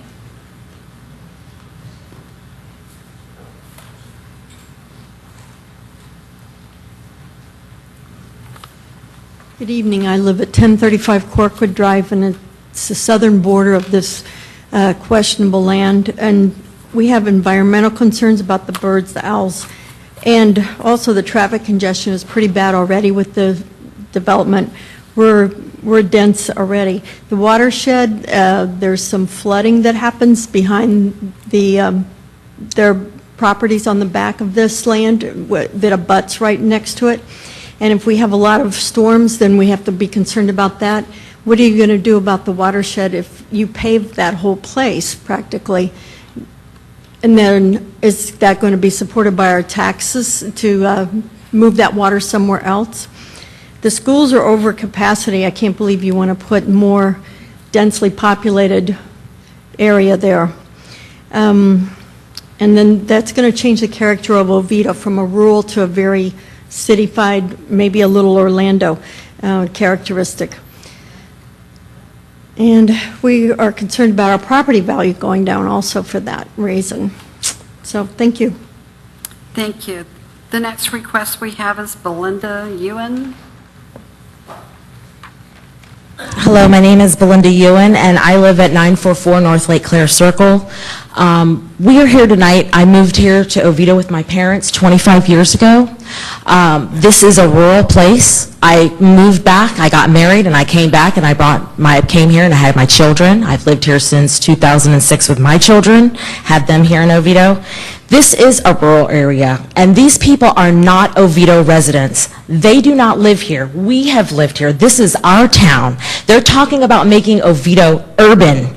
This is not urban. We do not want to be like everyone else. In case anybody else here in this area tonight and here does not know, we had a paraphernalia shop open up on Lockwood Boulevard. That's an atrocity. They are selling paraphernalia for use with tobacco. I say that very loosely because that's not what it is for. Where is Oviedo going? Okay, we are worried about the traffic. We are worried about the infrastructure. We've heard this all before, and we live here, and we don't see it. Don't look down at us. We're your neighbors. We go to the same grocery stores. We go to the same restaurants. We go to the same churches, okay? We just want you to hear us. We're worried about the environment. We're worried about the school. We did not know that this property was going to be developed. We were told all these years that it would not be developed. When Oviedo on the Park happened, we were sold one idea, and then it changed. It has happened. We are living with it, but we're telling you, please listen to us. We are your constituents. We pay the taxes here. We don't need the money. We're fine. We're doing great. We're Oviedo. We don't want to be anybody else. Let's listen to Judge Judy, right? What does she say? Don't pee on my leg and tell me it's raining. That's all I got to say. The next request we have is Martin Klaus. Martha Klaus, I'm sorry. Hello, Martha Klaus, 901 Pecan Street in Oviedo. I had a question for the developers. I'm still not clear whether the residential units are rentals or they're going to be owner-occupied dwellings. I'm sorry, this isn't a question and answer time. It's for you to No, well, make your comments. well, what I'm interested in finding out is there any plans made in this development for affordable housing units within the development itself? And we don't have a lot of that here in Oviedo. We don't have mass transit to get to and from places in Oviedo. And I was listening to them talk about the over 55 residents. I am 67 years old, and I have a knee that's 110 years old, and it doesn't do a lot of walking anymore. And so there are a lot of people like me out there, and my closest doctor in Oviedo to this project is over a mile away. And so I can't see how they can claim that there would be less traffic on the roads, because people over 55 have to go to the doctors, they have to go and do their shopping, and I just don't see that it's a wise use of the space. And the gentleman spoke before about the environmental concerns and about the river proximity to the stormwater storage. There's a lot of ifs and unknowns in this process, so that I don't think it would be a wise idea to lift the rural, to amend the rural zoning for this. Thank you very much. Thank you. The next request is Edward Stork.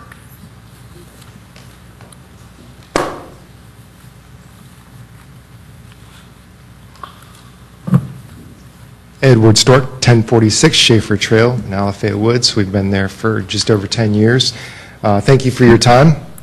I wish I had the ability to show slides on here as you guys did, as opposed to kind of like, I feel like I'm at the Grammys and about ready to have the microphone pulled down on me.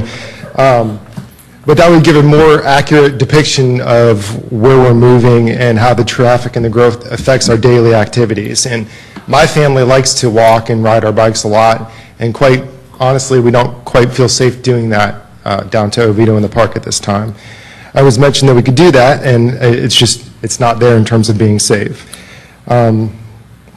This growth and this plan talks about 900 more units, families shopping 124,000 square feet of shopping, and a hotel possibly. To put that into perspective, the Strand itself is only 279 units. Okay, so that's triple the size of what's at the Strand, not to mention all of the development with the hotel and such. It's minuscule in comparison. The planners have yet to come up with solutions tonight.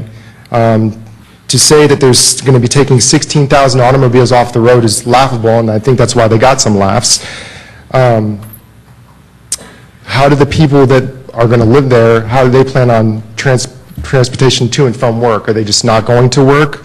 Because that's roughly 2 cars per household, so I don't understand how it takes cars off the road at 5 or 6 for rush hour traffic, which would any of us that live near Mitchell-Hammock knows how that is. The one big thing, because I got about a minute and a half left, that I wanted to skip to is the schooling, which was briefly brought up by some of the residents, but was not brought up by the planners at all. And as a parent, and my daughter's in 5th grade at Stenstrom Elementary, and I have the fortunate ability to work from home, and I spend a lot of time at that school investing in our kids' lives and trying to make it better. And I don't believe a plan like this does that. So if you want to look towards investing in the future in a better Oviedo, I believe that Oviedo was built on our schooling system and good family-friendly people, and this plan doesn't do that. So if you want to invest in the kids, look to something to enrich their future and not just put money in people's pockets. Thank you. The next request is from Megan Sladek.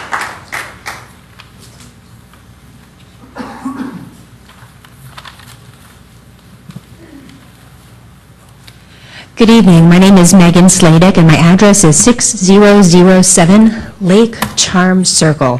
If you have your packet in front of you and can flip to page 95, there was a slide on that, and I just wanted to try to bring into focus what is currently allowed by right compared to what is proposed.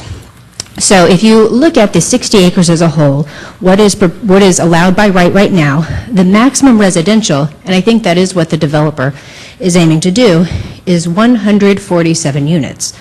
If you max out that, then you can only have the minimum of commercial, which is 488,000 square feet. So he mentioned, we could put 660,000 square feet of commercial there. Well, yes, you could, but only if you do 16 residential. That's not what they're looking to do. They're looking to maximize the residential. Under the proposed scenario, they want to go to 927 and 330 square feet of commercial.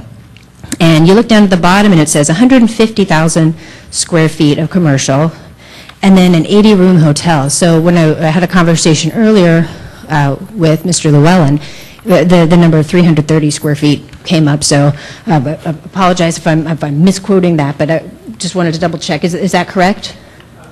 I'm sorry, this isn't a time All for right. question and answer. Well, I'll just tell you, I had that conversation, he gave me that number. When you run those numbers, what you end up having is, from what is currently entitled by right, you have a 631% increase in the residential capacity. And to get that 631% increase, all they have to do is give up 32% of what they could build on the commercial side. That is a big shift there.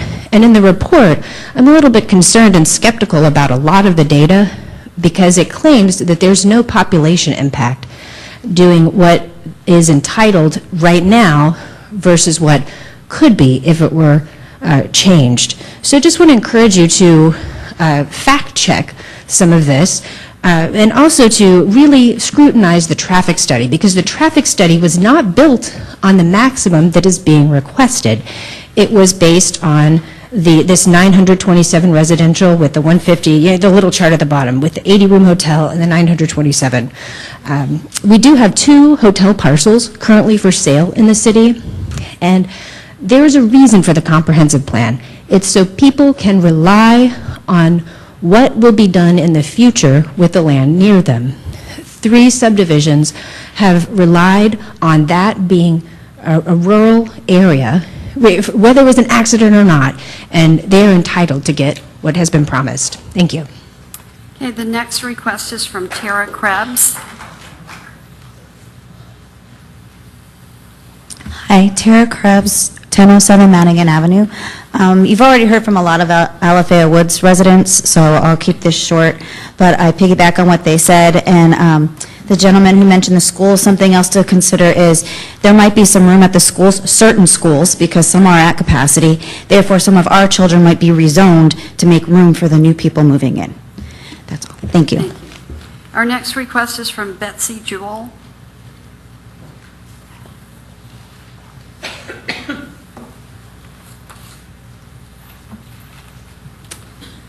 Hi, I'm Betsy Jewell. I live at 730 South Lake Claire Circle. I'm in Kingsbridge West. I'm going to try and talk really quick because I got a lot to say.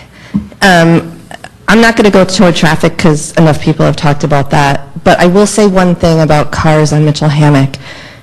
I've lived here almost 10 years, and my kids are out of elementary school now, but we spent all of our years at Stenstrom.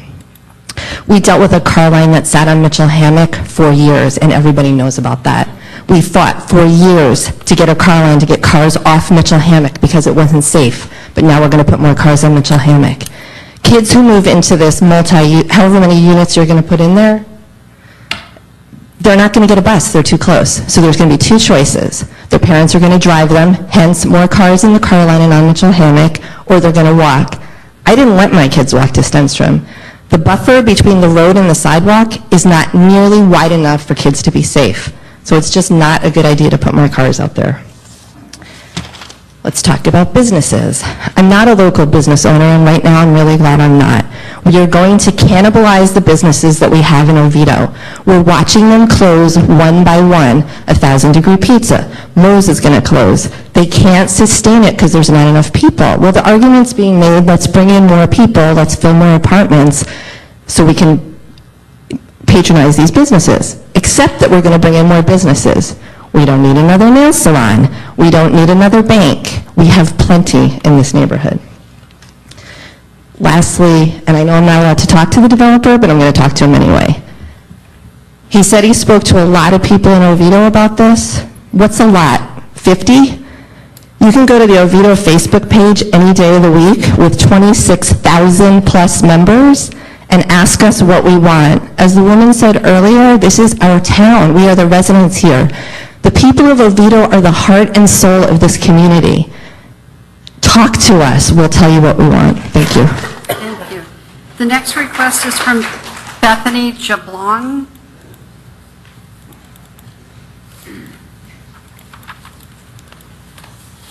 Hi, I'm Bethany Jablon. I live at 549 Green Park Court.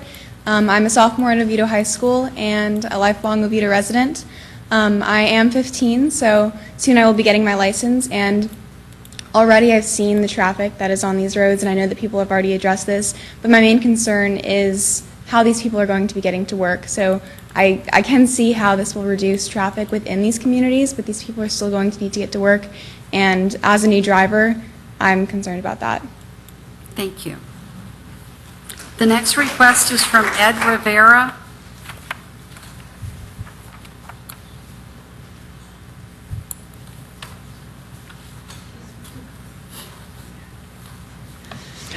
Hello, my name is Ed Rivera, and I live at 1032 Corkwood Drive.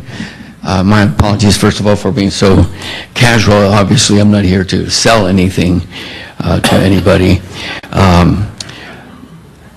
I was going to just say ditto to a lot of things that were already said, and so I just want to add just a couple of points that I jotted down here.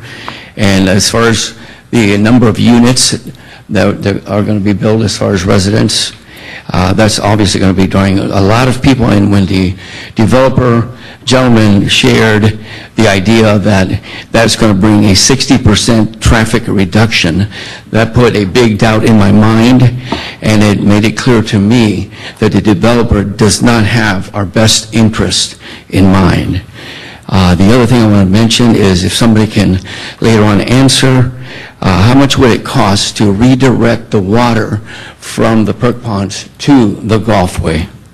And also I want to mention that when I first moved to, well, actually within the last few years, when Oviedo and the park was going to be developed, we were excited about, my wife is here also and my neighbors are here, and we were excited about Oviedo and the park.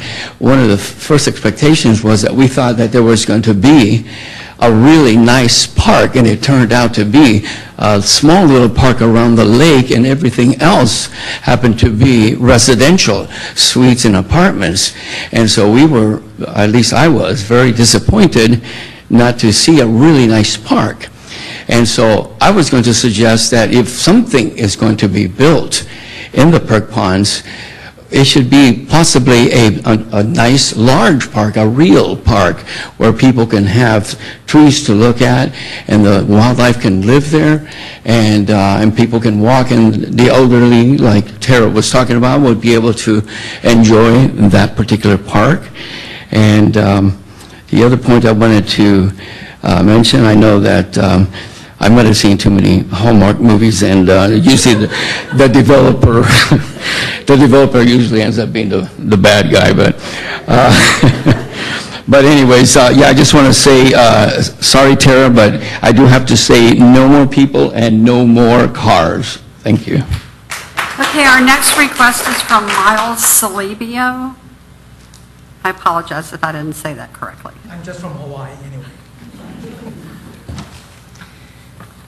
Distinguished members of the board. You state your name and address. My name is Miles Salibio. I live at 1310 Lake Rogers Circle. If you look at the photo, I'm at the 3 o'clock position. I border that buffer area that looks like it's just trees in there. For the very purpose why I got that is because I like trees, and this is a tree city, I believe. I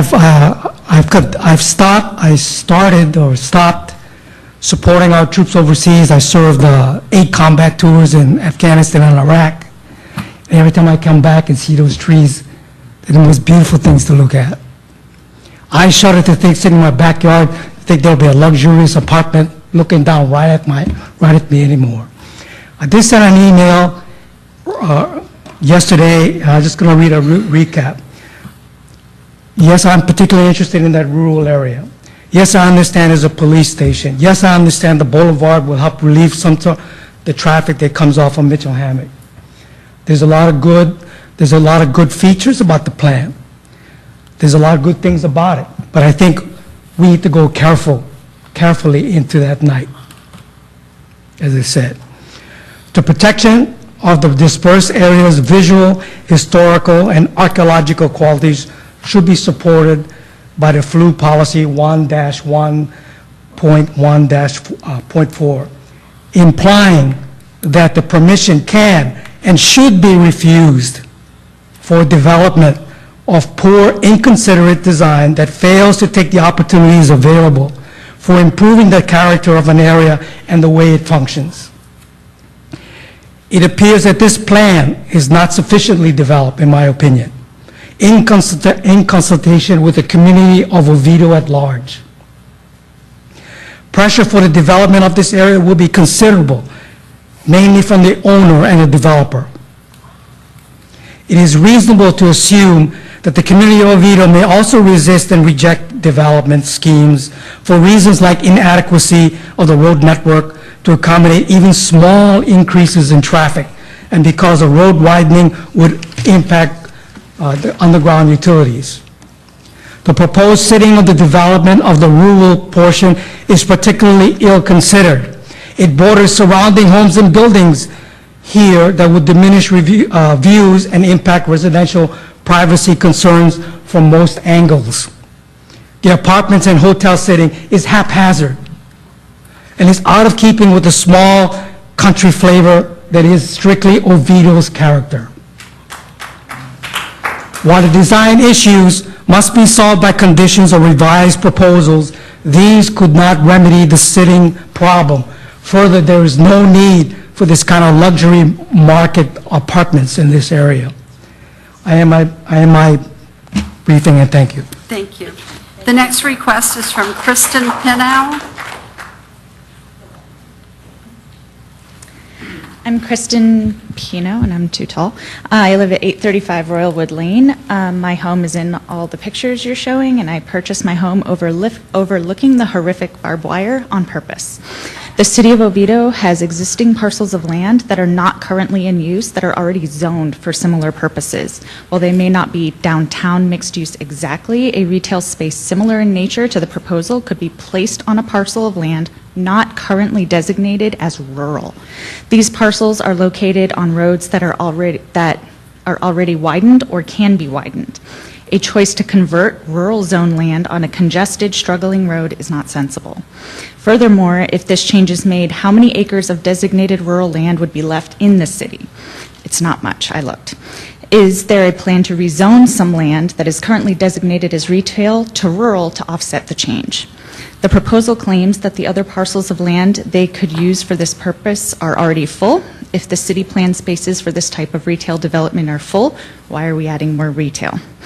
A mix of different types of land is the goal of our comprehensive plan, and an approval of this request would further remove urban land from our assortment of mixed nuts, so to say.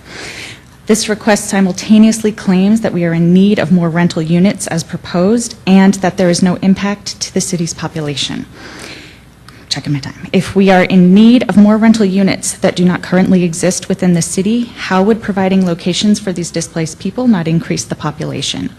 If we are in need of more rental units, why was I offered a Monday, April 8th move-in with several options, 1 bedroom, 2 bedroom, 3 bedroom, today from the Strand, Oviedo Grove, and Alafaya Woods apartments? As of this afternoon, there were also 60 rental condos, townhomes, and houses available in Oviedo. As voting residents of this city, we truly ask you and eventually the city council not to approve this zoning change, as this community does not have a need for it or the ability to contain and sustain it. Thank you. Thank you. The next request is from Pam Willoughby. Pam Willoughby?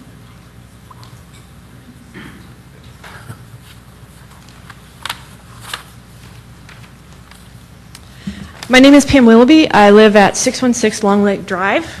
I am against the comprehensive plan.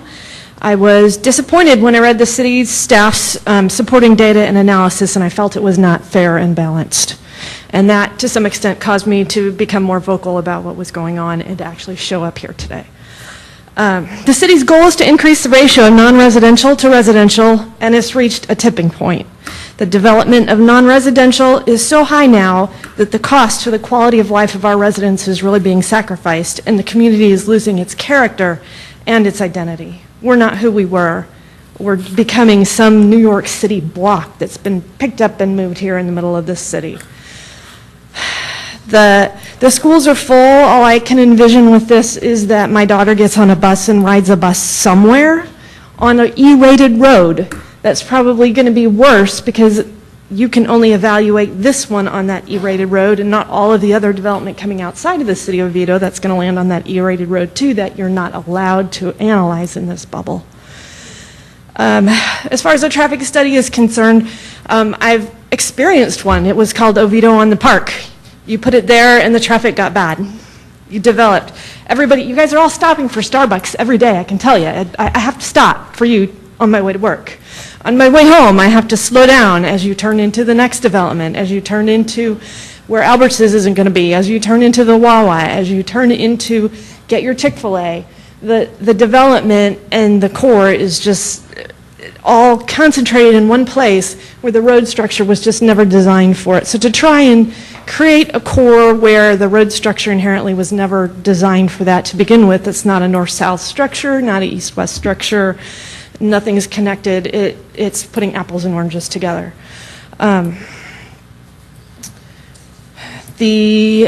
Everything's being compared to the current zoning, and you're assuming that whoever developed it under the current zoning would zone it to its full impact.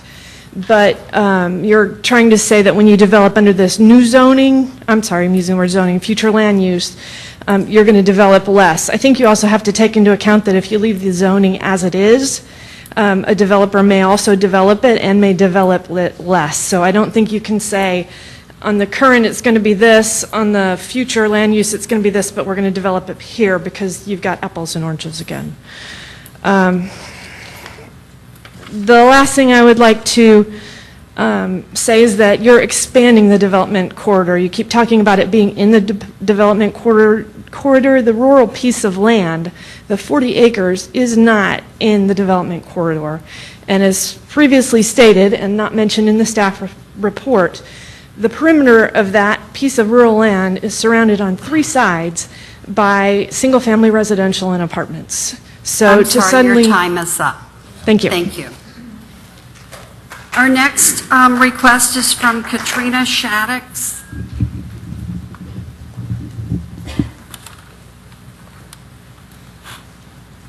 Hi, thank you for allowing me to speak tonight. Katrina Shaddix, Director of Bear Warriors United, lifelong Seminole County resident. I have very serious concerns about the percolation ponds behind this building that hold treated wastewater being moved to the golf course, which the golf course is in very close proximity to the Econ Corridor project, the Econ River Wilderness Area, and the Econ River itself.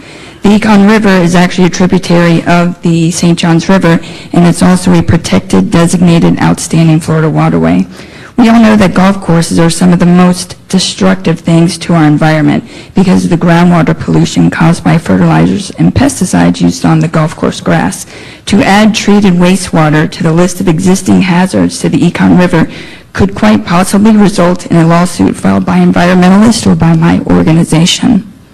I would respectfully request that the developer be required to pay for an environmental impact study to document the negative impacts to the river in the event that the wastewater percolation ponds are moved to the Twin Rivers Golf Course for the developer. I also request that the environmental impact study not be performed by John Miklos, John Miklos' company, Biotech, which has a documented history of performing environmental impact assessments for urban sprawl developers and submitting impact reports to commissions and city councils like this that fail to list the endangered species that call the property home. John Miklos is currently also the subject of an ethics and investigation in which he improperly removed conservation easements on protected wetlands while he was the chairman of the St. John's Water Management District. Once again, for the record, I request that this development not go one step further until an environmental impact assessment is performed on moving the wastewater ponds to the golf course on the Econ River. Thank you. Our next request is from Jessica DeCilio.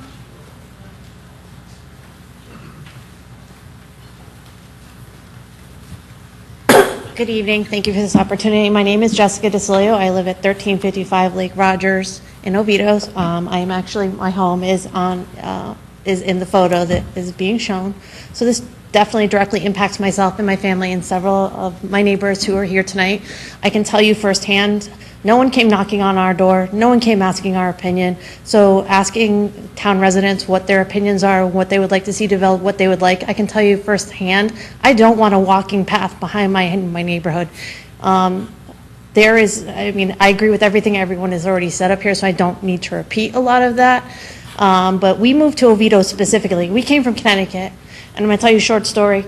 We had a similar situation where we lived in Connecticut, and the builders came in, and there's a wooded area, and they were going to build 200 houses, and they were going to cut down every tree, and everyone came out and said, oh no, please don't, it's going to ruin everything. Well, they said, okay, we won't. We'll only put up 100 houses, and we'll only cut down half the trees. They didn't want 200 houses. They didn't want to cut down all the trees. They wanted what they got. But they told you they wanted everything. So now they want a hotel. Now they wanted this. Now they wanted that. They don't really want all that. Let's be honest. They're not going to get all that. They're telling you a huge story to make it sound horrific, and then when they cut back to what they actually really want, and everyone sounds like, oh, we won something. The town won something. The neighborhoods won something. We're not winning anything. We moved to Oviedo because Oviedo is Oviedo. If I wanted to live in Orlando or Winter Park, that's where we would have moved my family. We moved it here for what you all have, what you brought to the table. Don't change that. We don't need to be Orlando. We don't need to be Winter Park. That's all I have to say. Thank you. Thank you. The next request is from Shelley Jones.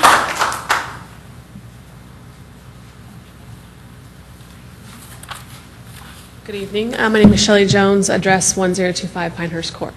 A couple of things I just want to state that I am opposed to this rezoning, putting that out there.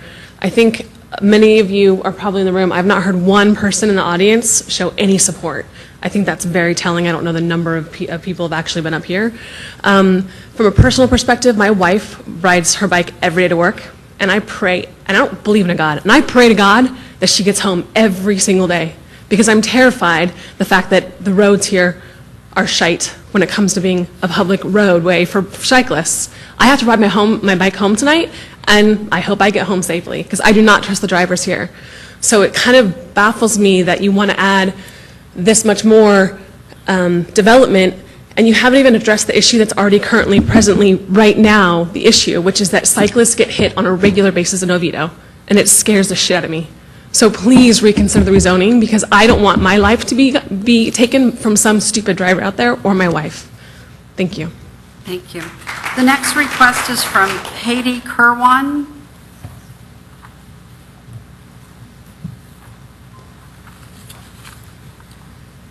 Hello, good evening. My name is Haiti Kerwan, and I live at 738 Loudwater Drive in Oviedo. I moved to Oviedo 20 years ago. And when I first got here, I was like, I came from Houston, Texas. And when I first come here, I was like, whoa, what is this? I grew to love it. My kids were born here. We lived in the same house. We pay our taxes. We vote.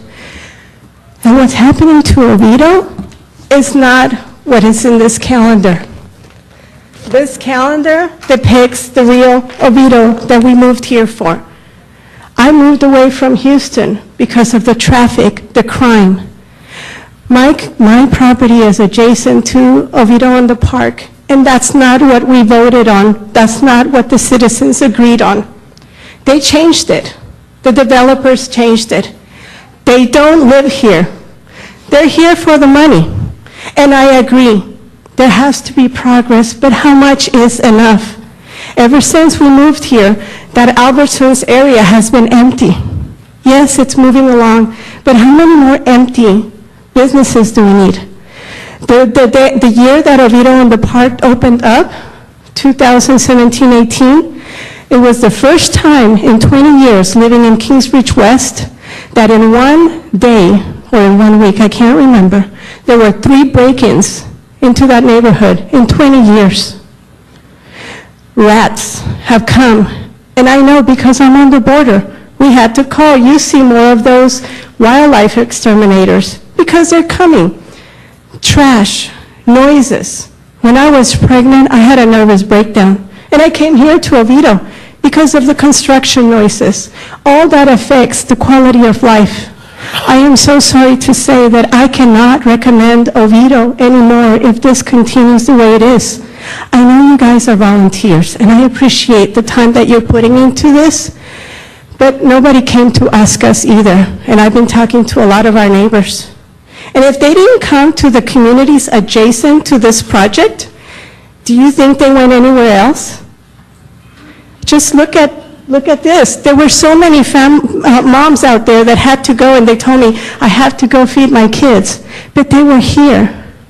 I have kids at home. I have an 8-year-old with special needs. But I am here because this is important to me. Because Oviedo is important. And I don't want to add 20 minutes to my commute anymore.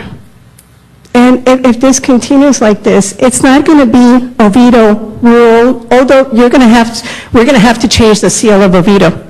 Because that Oviedo and the park and that new development they're proposing is nowhere on the Oviedo literature. Thank you very much. Thank you. The next request is from Tammy Comoff. Tammy Comoff.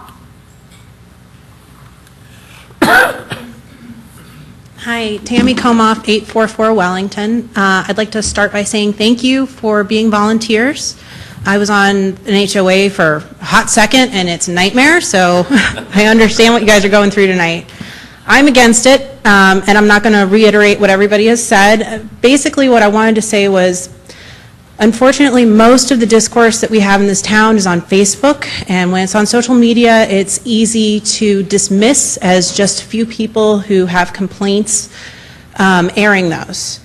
But we are here in mass today, and we are all saying the same thing. We don't want this.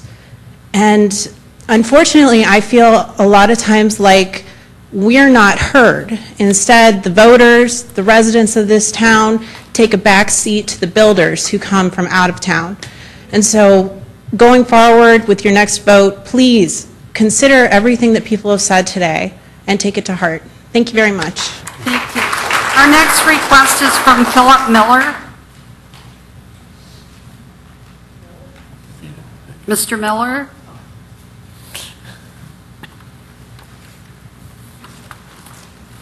Sorry, I didn't hear you. My hearing's not my strong suit. Philip Miller, 766 Kingsbridge Drive here in Oviedo. In addition to all the other points that were made, I know it's not question and answer, but I didn't hear discussion of what happens to Oviedo Boulevard north of Mitchell Hammock.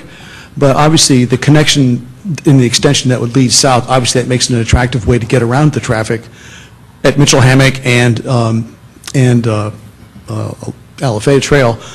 And of course, that traffic and that what's becoming really a problem, like the reason I just barely got here in time tonight, is because of all the growth in the region, not just in Oviedo in itself, which has had enough traffic generation addition, but you look at the rest of eastern Seminole County, eastern Orange County, Winter Springs, the traffic in this region is really becoming a huge detriment to the quality of life of the region. This is not what I invested in 16 years ago when we moved to Oviedo.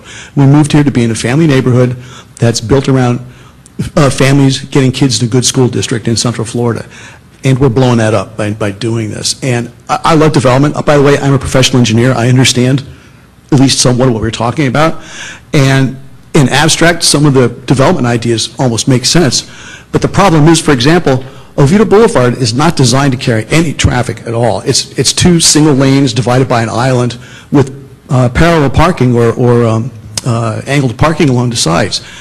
You know, if they had been built as a 4-lane road and designed to handle a lot of traffic, that might actually, in abstract, might make sense to be a good idea. But of course, if it had been built that way, there would have had to be honest disclosure about what the overall development for the region would have been, which is not what we would have had, and then there would never be Oviedo on the park in the first place. So I'm really concerned about how that's going to develop. Obviously, I live right across from that, and we've already gone from a situation where there are a few cars going by. And obviously, it would build up once Oviedo on the park got built. It's growing dramatically. The speeds of people driving through there is growing dramatically, and it's accidents waiting to happen already. With the traffic that's there now, and frankly, it isn't that much of a shortcut or a detour for anything. That extension of Oviedo Boulevard to the south is going to really make a dramatic impact to traffic patterns in town. And I didn't catch all the numbers in the traffic and engineering report, but I've written some of those, and I've read a lot of them over the last 30 years, and I'd be really concerned about what the projections could show. It really could have a big impact on how the traffic would move in town and encourage a lot more development traffic growth that the existing system can't handle. And so my plea to you, I had a couple other points, but I'm going to run out of time, that my basic plea is we really need a building moratorium for a couple years. It doesn't mean stop forever. That's not going to happen. But the traffic patterns need to stabilize and settle in to figure out what's a smart way to move forward. And I do not believe opening this parcel now by changing the zoning to allow the developers to move forward quickly to put something in is a good idea. We need a timeout period and a moratorium for a period to let the development that's come in place recently settle in and get to work. Your time is up. Thank you. Thank you. The next request we have is from Jill Dunn.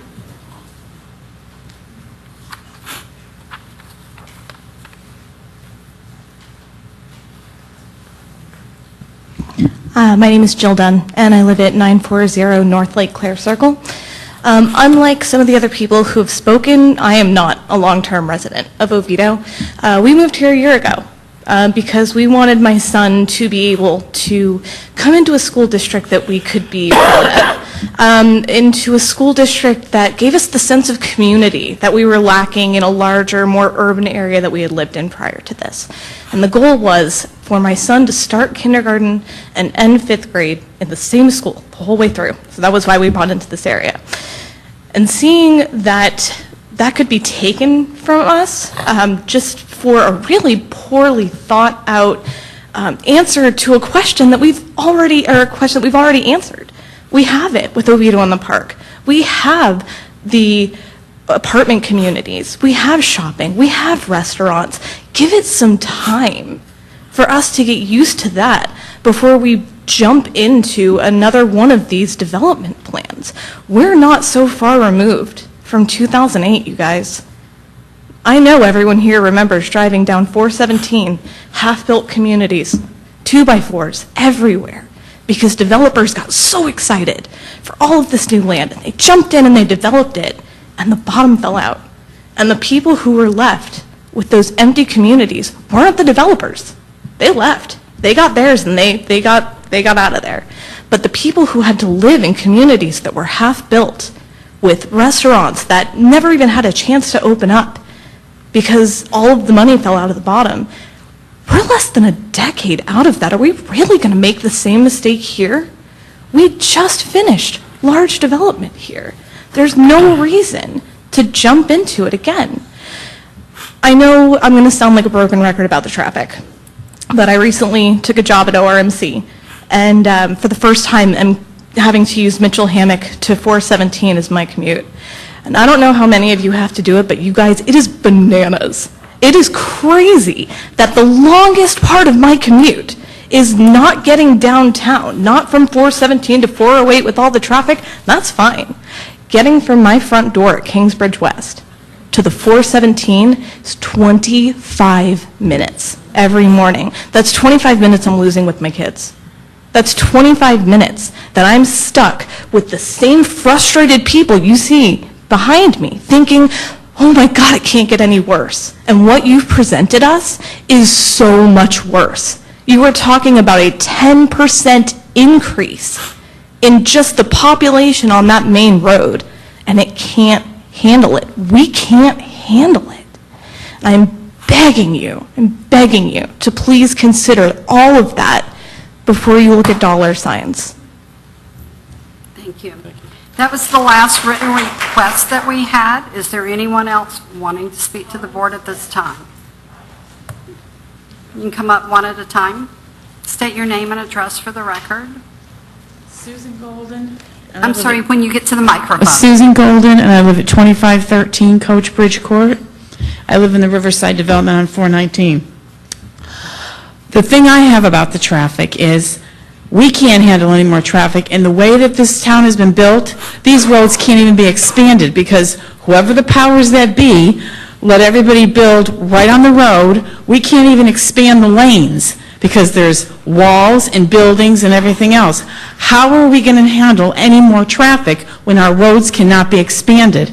Somebody let them build so close that there's nowhere for us to go. We're stuck in bumper-to-bumper traffic every day. She's right. I just took a job in downtown. I can't believe how long it takes for me to get from my house in Riverside to the 417. It takes longer to do that than it does to, I work now off of Bumby. It's ridiculous. I moved here almost 25 years ago because it was a quaint little village. I moved from Royal Palm, which was very similar to this, and what they did is they made those buildings all way off the road. The roads went from 2 lane to 6 lanes on each side, and they're still able to expand if they need it. We can't do that. We can't take any more building. Our just roads won't let it, and we're all suffering for it. We just beg you to please don't let any more go on. That's it. Thank you. Are there any other folks wishing to speak to the board at this time? Name and address, please. Hi, Dorothy Rivera, 1151 Covington Street. I applaud that the builder has included the bypass, claiming that this will alleviate much of the traffic congestion. But if I were to take the road that they are proposing from Mitchell-Hammock, going through to Alexandria, I would then hit Alexandria and have a choice of turning right, which would bring me to that new intersection at Aldi, which isn't that far from the intersection at Mitchell-Hammock. So that's going to create quite a blockage to have 2 major intersections that close with the additional traffic trying to go on a bypass. Or I could take that bypass on Alexandria, go left, come out on Alafaya Woods Boulevard. Has anyone tried to get in and out of the businesses around Publix or the racetrack or any of that? It's almost impossible to cross there safely. Therefore, you would have to install another traffic signal at Alexandria and Alafaya Woods Boulevard.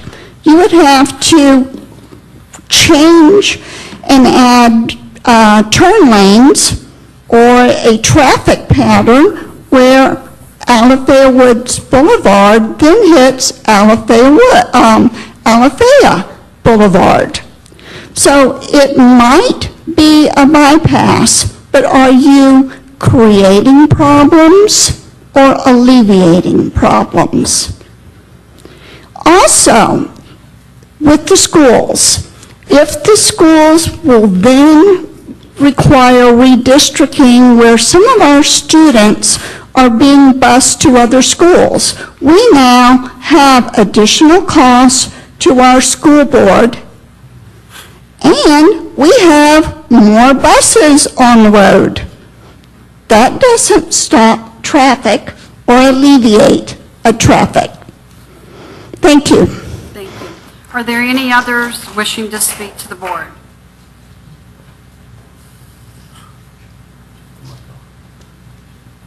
Hello. I realize I'm probably keeping you all from break. Name and address. And I know how that is, sitting up there. So, Tommy Minton, 1343 Ellis Fallon Loop, Vito, Florida 32765. So I'm not going to talk about the traffic. I think everybody else has done that to this point. But let's just try to summarize what we have here. You got basically two pieces of property, correct? You got one that's about 21 acres that already has a DMU future land use designation. So that we're all clear on this, no matter what I think, no matter what anybody behind me thinks, no matter what you all think or the council thinks, that's going to get developed. No way to stop it. It's a DMU. It's already there. The question is the other 39 or so acres, I think it's 35 if it's buildable, okay? Leave it as is, recommend to deny, it sits as rule.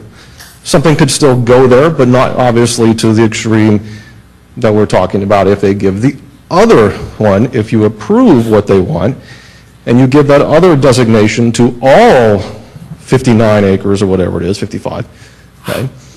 Then you have another extreme. Now, I would point you to the table that you have in the packet. I don't have it in front of me, so I don't remember if it was table 1 or table 2. But look at the maximum usage that's sitting in that right-hand column. Ignore the presentation you were given today. That's what the developer proposes, but that's not what you're voting on, and that's not what the council is going to be voting on. That is a theory of what could happen. But look at the reality of what could happen if you look at that maximum residential usage column. 40 to 80%, and if you look at the 80%, it says right below it, that's 1,366 dwelling units that could be created there. And we're talking multifamily dwelling units, we're talking apartments and townhomes. Now, if my math is correct, Mayor Persamp here posted just yesterday or this morning that in Oviedo combined, we already have just short of 1,400 such dwelling units. So think about that. If they get this designation that they want, they could potentially double the number of existing multifamily units that already exist in the city in one swoop, in one decision, in one piece of property. That's the reality here that could happen if it is approved. Now, I'll play the peacekeeper here. Ideally, if I was still sitting up here on the board that I was on up until 4 months ago, I would choose to deny because there's no legal responsibility that you have not to. You can do that, no problem. But I'll sit here again and play the peacekeeper between everybody who wants full denial and the ones that want to approve it. There's a possible middle solution here. You have that 21 acres that's already sitting at the DMU south of Mitchell-Hammock Future Land Use Designation. You could recommend to give the other 35 buildable acres the same designation so that they would again all be equal. The developer would probably be appeased with that to have all the acres to do exactly the same thing, but it would not be to the extreme of potentially 1,366 dwelling units sitting on that property. So consider that you do have a middle solution. Thank you. Mr. Minton. Is there anyone else? Seeing none, we'll close public hearing. Ms. Tedrow?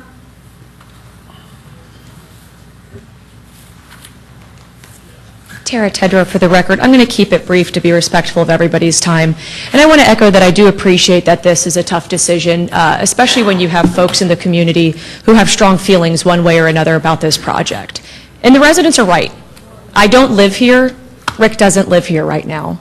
But just like every resident who does live here, who has the same property rights to come before you and make a request, and make that request based on the comprehensive plan policies that your city has adopted, that's all I'm asking for tonight as an applicant.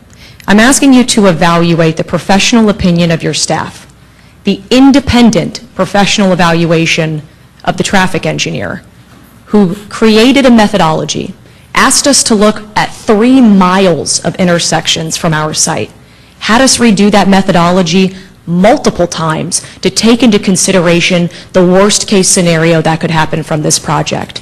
And even after all of those evaluations came to the determination that with the project as proposed, it would be a net reduction on some of those traffic impacts that the residents were talking about tonight. I'm sorry, Ms. Tedrow. Can we please have quiet in the chambers? Thank you.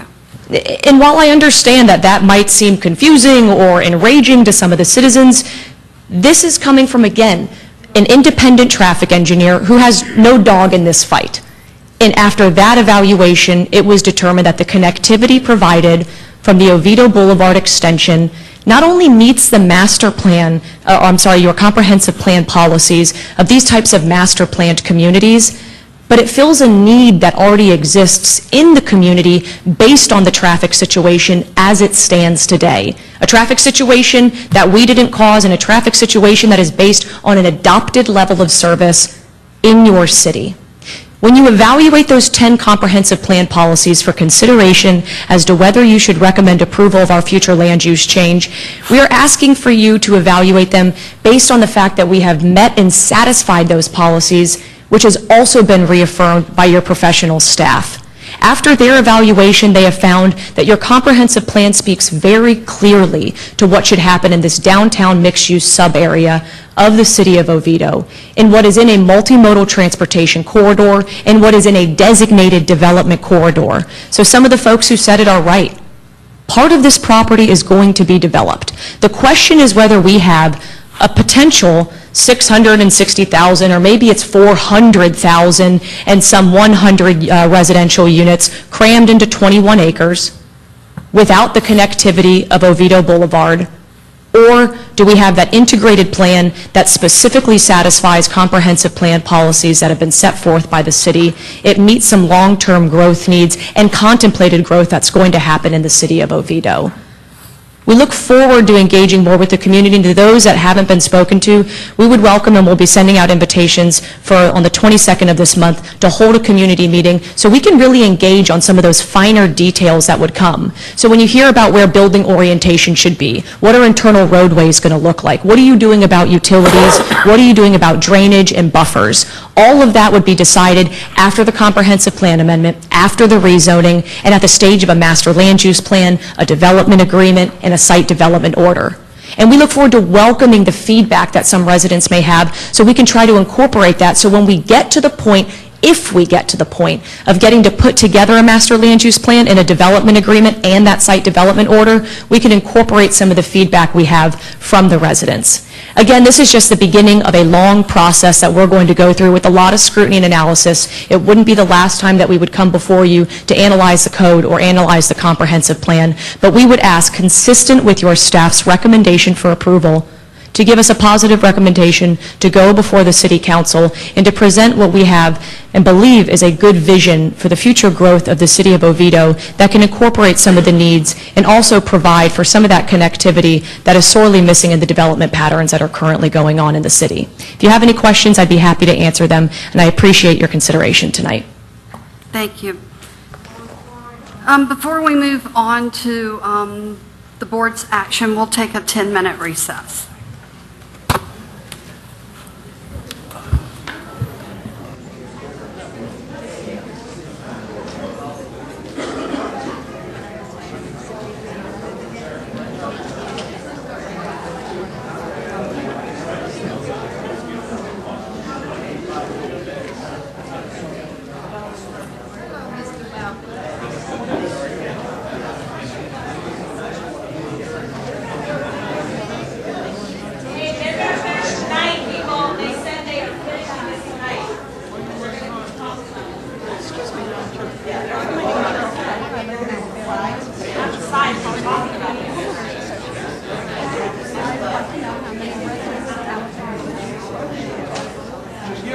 So I've been to high school a few times. I usually meet people out to eat breakfast, lunch, dinner. So you haven't talked to your residents about this?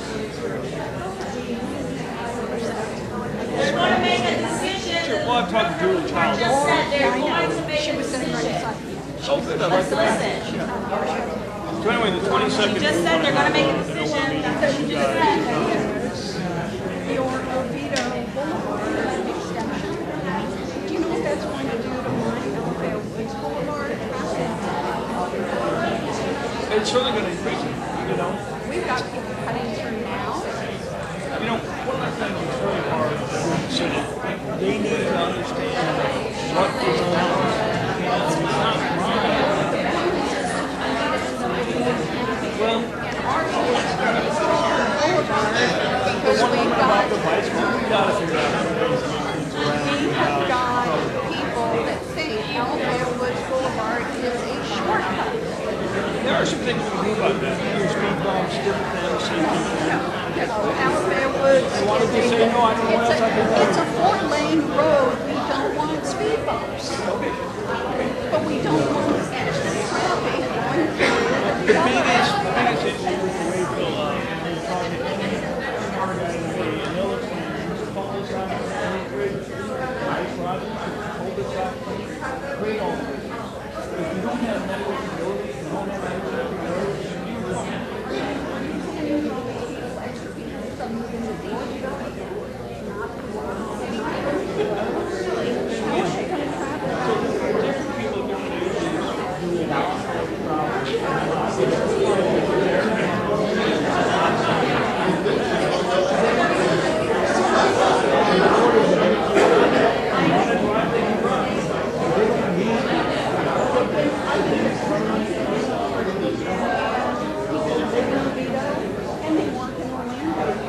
or they work in Lake Mary.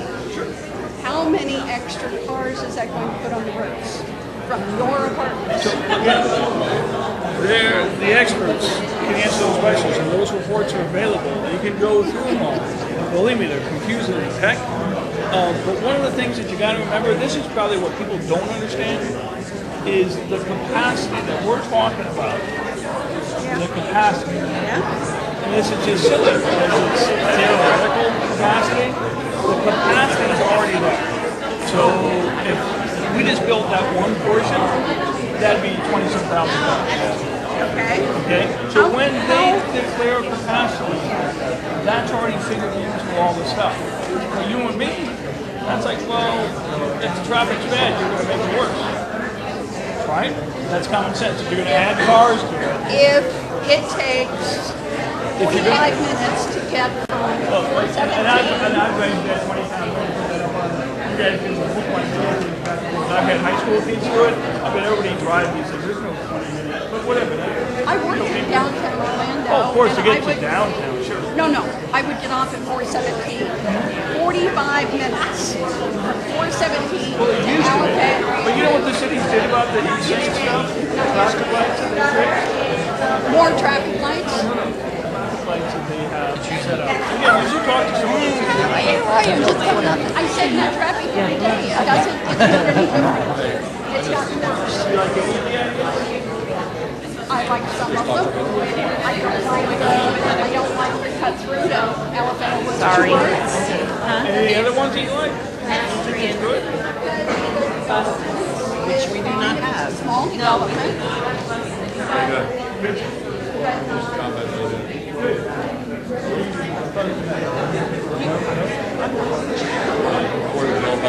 Be glad to call you, John. You've been waiting? We are execution specialists. Take your vision to reality. And we've done mixed use development. It's funny because we're talking about a real park. You want to have it in that guy? I don't know, but where's our park? Do you know that? He died? Hey, man, he killed himself. Is that why we don't need the park? That's me. Is that why we don't need the park? Is that why we don't need the park?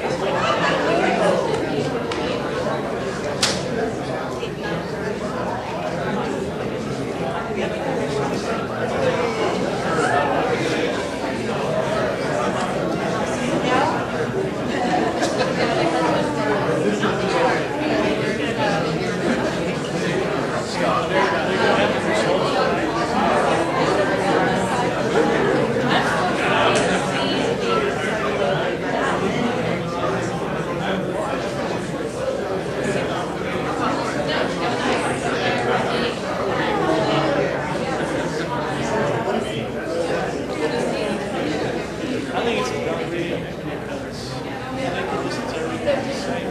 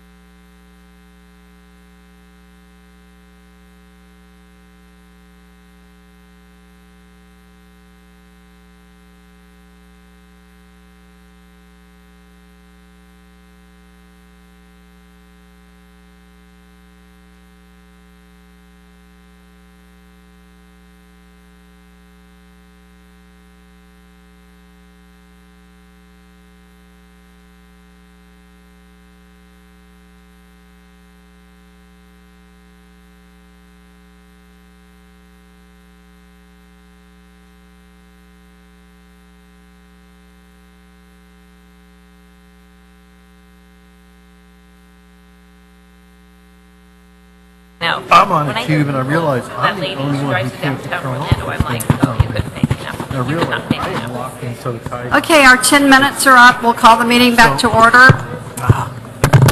Spoiled. You're spoiled. So before us at this point is consideration of ordinance number 1682, the comprehensive plan amendment, large-scale future land use map amendment. Project number 17-0495-CPA. What's the board's pleasure? Madam Chair, Mr. Wright. I would like to make a motion to recommend approval of ordinance number 1682, comp plan amendment for the large-scale future land use map amendment. Okay, thank you. Is there a second? I'll second for discussion only. Mr. Lopez, thank you. Mr. Wright? We in discussion? I'm sorry? Yes. Okay. Yes. My review, listening to staff, listening to the applicant's delivery tonight of what he's proposing. I looked through our staff report, and I've also read every email that came through us today and listened to all of the audience tonight for our residents. This development meets all of the criteria on at least 9 of our objectives for our comprehensive plan. It's this board's responsibility to review and make sure that we are consistent with the comprehensive plan.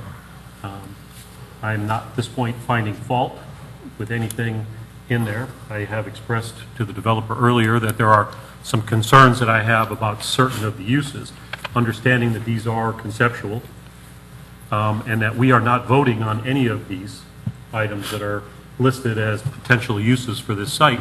All we are doing is reviewing the future land use that's associated with the property. I've also identified, while it's been discussed, there is, comprehensive policy number 1.1.12, which is our full service community. It's been discussed in the many years that I've been a resident to develop our communities for a lifetime that would allow residents here that would move in, raise families, have those families move on, and also be able to not have to worry about moving out of the city, but being able to stay within the city and in 55 and over active communities, senior areas and stuff like that. It is something that we have not seen a lot of as an opportunity to include in most developments that we've seen so far and that we've had approval on. So I see a lot of pluses to this. I see a lot of benefits to the city. I am a big proponent of connectivity. I've lived here for 26 years. I travel. My business is here in Oviedo. I use these roads every single day, just like everyone else.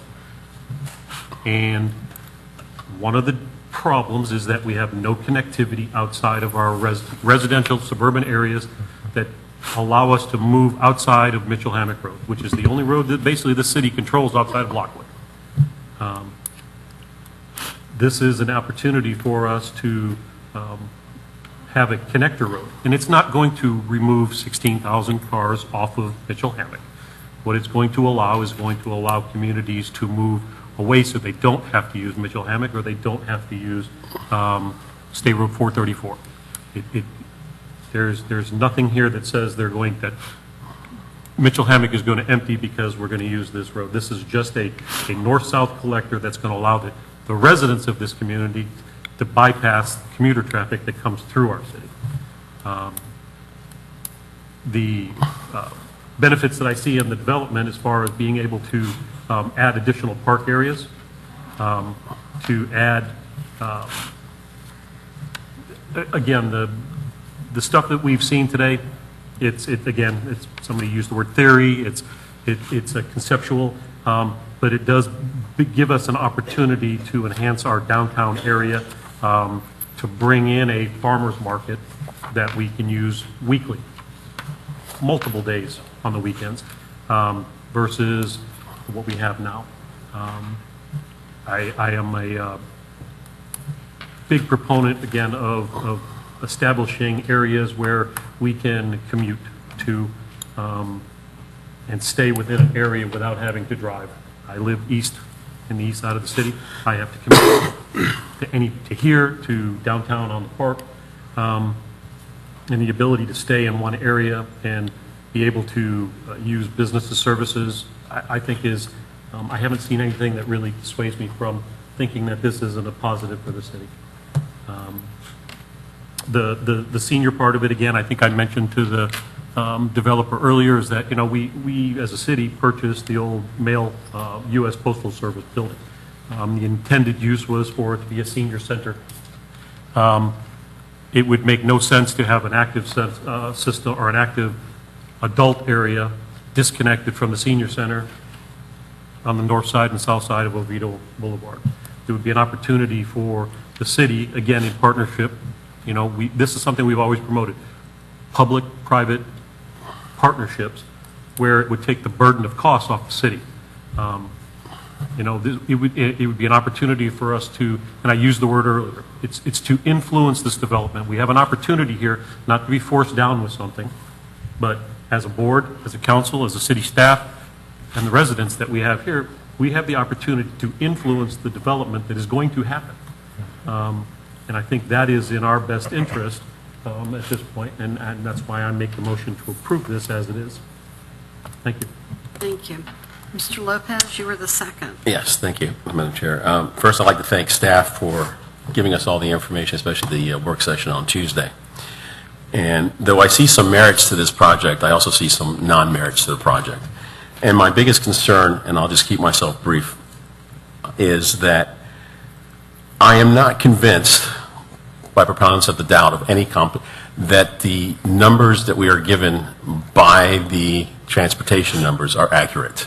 I have yet to be given numbers, answers that are concrete, because I have been in this city since '91, and I have also seen all the changes. And I just don't believe these numbers are accurate from any part of the equation. I understand someone's going to tell me down the road that these are the numbers that are standardized from all parts of the country, from the federal government down, and I'm saying that something is not right. Because every time we do something, these numbers just don't match up, and no one can validate them for me. So that's all I have to say. Is there any other, are there any other discussions? I'd like to say something. Ms. Reichert? Thank you. I just want to point out a couple of things. First of all, that I find ironic, and I just find them ironic. First of all, senior apartments, everything that he presented to us, you've said, is speculative, but yet you're beating the drum of the senior apartments, that makes sense, and that's something that this community has missed, that whole component of 55 and older. First of all, our community is active. We're active when we drive. I know every single senior. I don't know one senior that doesn't drive except for the ones that I visit when I do Meals on Wheels, and that's 8. That's the first thing. Seniors drive in this city. Second of all, seniors don't retire in apartments. We don't. Seniors retire either with their family or in a home. Apartments aren't meant to be long-term living. So I'm not sure that I fully endorse any type of senior 55 and older apartment. So the speculation that there will be senior apartments there, the speculation that seniors don't drive, the speculation that they're going to live there long term, I don't agree with any of that. The second thing that I also wanted to point out is that multiple times the gentleman who gave us the traffic data said that it's traffic captured on site, so that if they develop that 60 acres, that traffic will be captured on site. That's only for shopping and eating. Unless there's going to be high-paying jobs in that particular development, those people are driving to work. They're driving to work, they're coming home.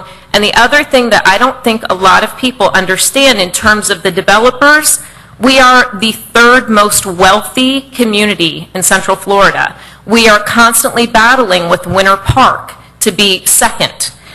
We drive. We like our cars. We like luxury. Our kids don't go on the school bus. I didn't put my kid on the school bus. I drove my kid. Traffic here is horrible because we like to drive our kids to school and we like to pick them up. So it's not just about commuters. It's about our lifestyle in Oviedo. We're wealthy and we like to drive our kids. I don't know if anybody will ever say that, but I'm telling you that that's what we do. Not only that, but I will also point out that Alafaya Woods, that was built in 1983, is the largest subdivision that we have in Oviedo. The largest.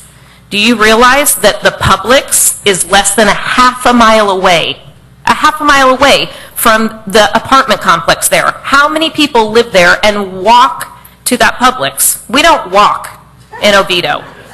We don't walk. And I'm saying that as we don't walk, we drive. It's hot, or it's raining, or we just want to spend time with our kids. I don't know what the answer to that is, but even if there is retail right in front of us, we will drive from one end of the shopping center to the other, even though it's within walking distance. I'm sorry, Ms. Reichert, we need to have quiet in the chambers, please. So I do not agree. I don't agree with a lot of the assumptions. I don't agree with a lot of the numbers that were given. And I don't agree with the fact that they think they know what Oviedo wants. So that's all I have to say. I'm sorry, this is not the time for clapping. We've listened to you guys, now it's the board's turn to do what we need to do tonight. So we need to have quiet in the chambers. Is there any other discussion? Madam Chair? Mr. Sykes? One thing that I really want to make sure that we have an opportunity to consider is, if approved, whatever happens on this land, if developed, there's obviously the issue with the stormwater, the percolation land, and who pays for that? How much does the developer pay? Does the taxpayer pay? That's one concern that I know that some folks have alluded to, but that's one thing that's definitely a concern to me. Anything else? That's all I want to add. Okay. Ms. Sweatland? So this is really hard being up here, just so everybody is aware that this is a very difficult decision of where we want to go, right? Because that little piece of parcel is surrounded, and it's not rural. It's very hard to say that and have neighbors literally staring at you, looking at you thinking, like, how can you think that? But that is how I feel, and that's just how I feel. But the connectivity, as you spoke about, is very important to this community. There are highly educated people in this room who have done studies who are telling you the same thing, that the connectivity is very important. Whether it's through vehicles or through pedestrian use or bikes, it's very important to connect our community. And I hear you that our community drives everywhere. I do not drive everywhere. I am fortunate enough to be able to walk to Oviedo on the Park. In fact, we purchased our homes specifically so we would have that option because we knew it was coming. So please do not speak in generalities for everybody. Even on this board, it's not the case. It's hard to be up here. That's all I'm going to say. It just is. And I have listened to you and I hear you, and I deal with the traffic every day too. I drive downtown, just like probably a lot of you in here do. So that's all I have to say. Thank you. Anyone else? Mr. Gashland? Nope. I have concerns about this project from the intensity of it. While we have the new downtown across the street, this would be so intense to add to that area. I hear the concerns of the citizens, and out of, I believe it was 66 emails that we received today, 66 and 1. only one was in favor of the project. Let me rephrase that, in favor of the land use change.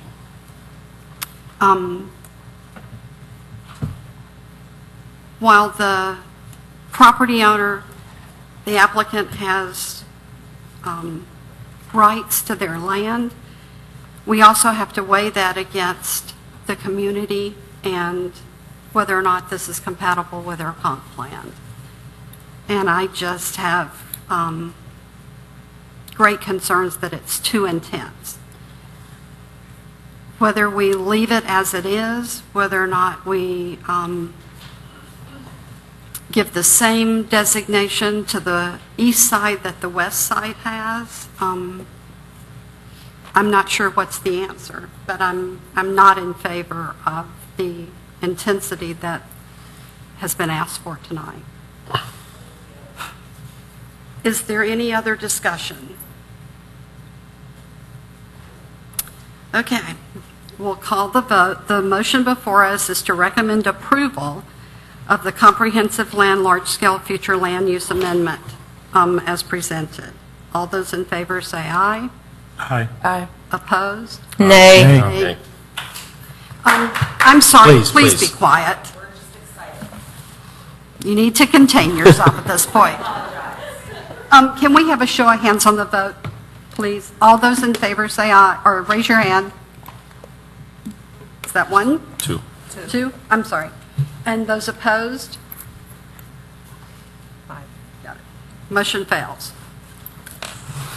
Okay, so we still have the matter before us, so what's the board's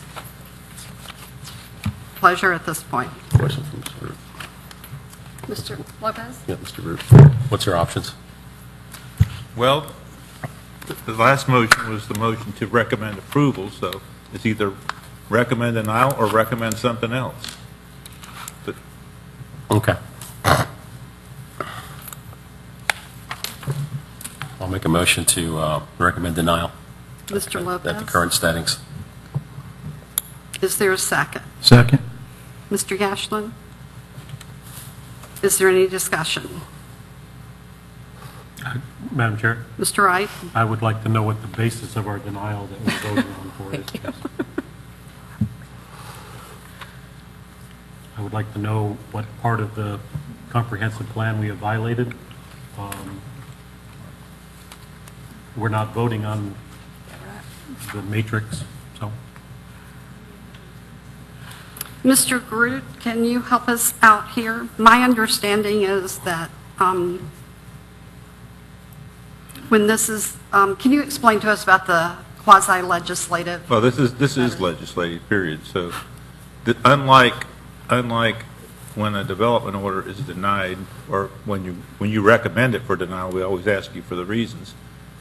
The section 166.033 doesn't require specific reasons why you reject a comprehensive plan amendment. That being said, there is some criteria, so if you want to detail what part of the criteria you don't think was met, or what planning principles you think are violated, then I think that would be helpful for the city council to hear what your views are.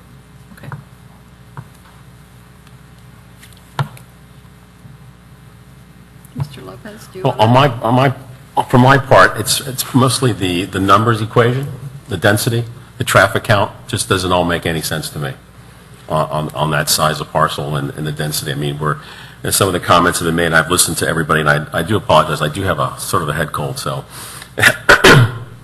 keep my comments short, which is unusual for me, right? I have heard everybody, and they're concerned. Like I said, I do see some merits to the development. I just don't see this size of the development going in there. That's my issue, especially with all the numbers that don't make sense to me. I've asked for clarifications. I've done some homework on some of the requirements for traffic studies, and I know I'm going to get yelled at, but everything that I've read contradicts what I was told Tuesday night. So that's part of my reasoning. The numbers just don't add up for me.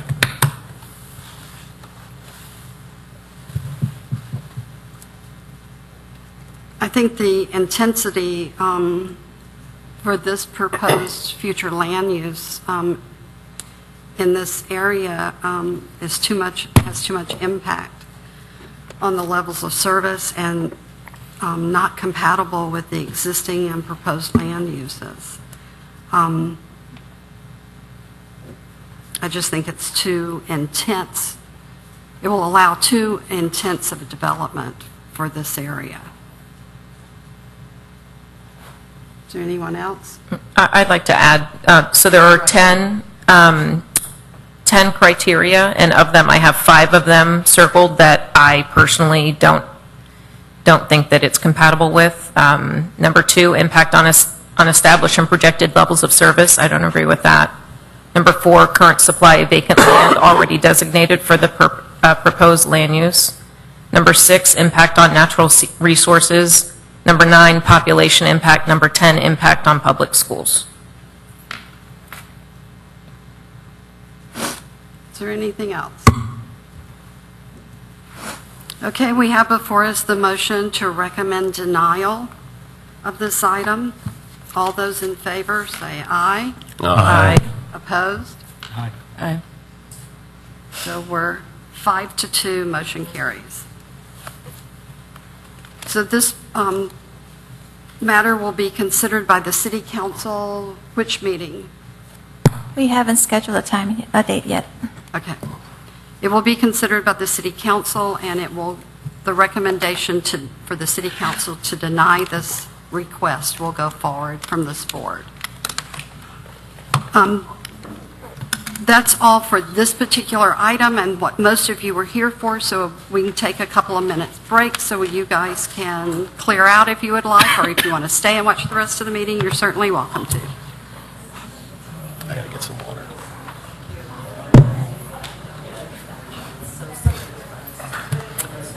You're quite welcome. Thank you.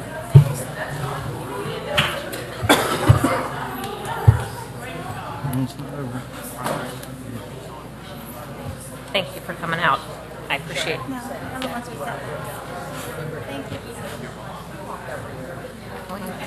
Hey, what's up, man? How are you? You doing all right? When are we going to get together? I'm working at Baldwin Park now. Yeah. I'm sorry. Yeah. Oh, yeah. Yeah, definitely. Hey, nice to see you. Thanks for coming out. I love this. I love that. I love that people came out. I really love I'm that. in Baldwin. I'm pretty much down in that area. It happens all the time. I used to. And we were sweet, too, with the Orlando hockey game. Thanks. Thank you. Yeah. It was hard. I mean, I had a lot more to say, but I was getting nervous. It was very. I mean, literally, the woman who was sitting right there lives 200 feet from my home. So. Yeah. I just starting to get nervous. I figured that No. with leaving the chamber, You're welcome. Someone involved in the gate. And it's good to see you. it's like I think sometimes we're painted as the villain too because there's 7 of us. Keep in touch. Yeah. Take care. All right, later. Really nice to see you. The councilmen get paid for what they're doing. Hey, man. We're doing this. I miss my kids. I tell you, Like, you quit Facebook or what? Oh, how long is Lent? 6 months?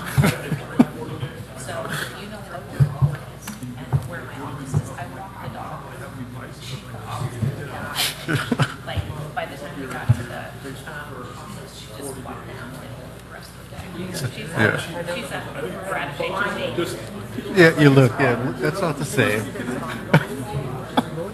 I did think about you. I was like, I haven't seen Rob on here in forever. I wonder if he's all right.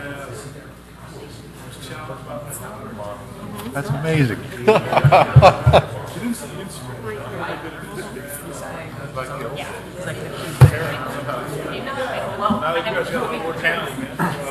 We have a whole year's agenda basically on one night. Waiting for you to come back here.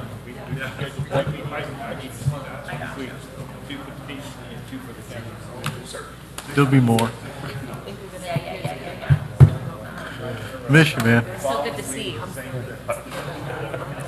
See you, Rob. I'm careful my shoulder from like sitting like this, just from Hearings like Oviedo Mall, shoot those things.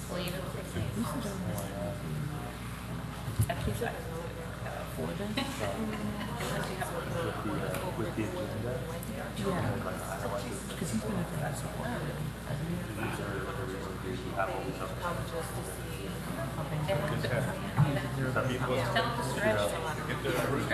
I see. That's reasonable. Unless you want to meet more. It's true. Yeah. No, that's reasonable. But these are the lists.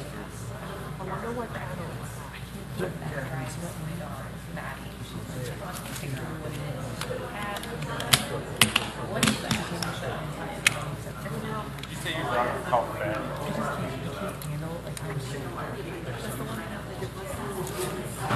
Yeah, it won't stay if you don't look at me. Residential.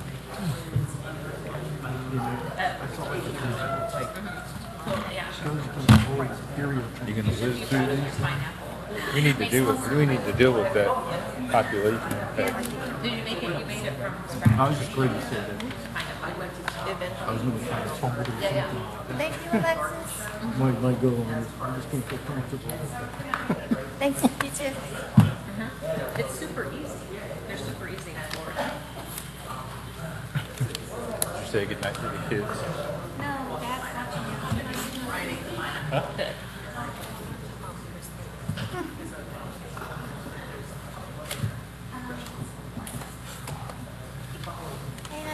I said 10 o'clock.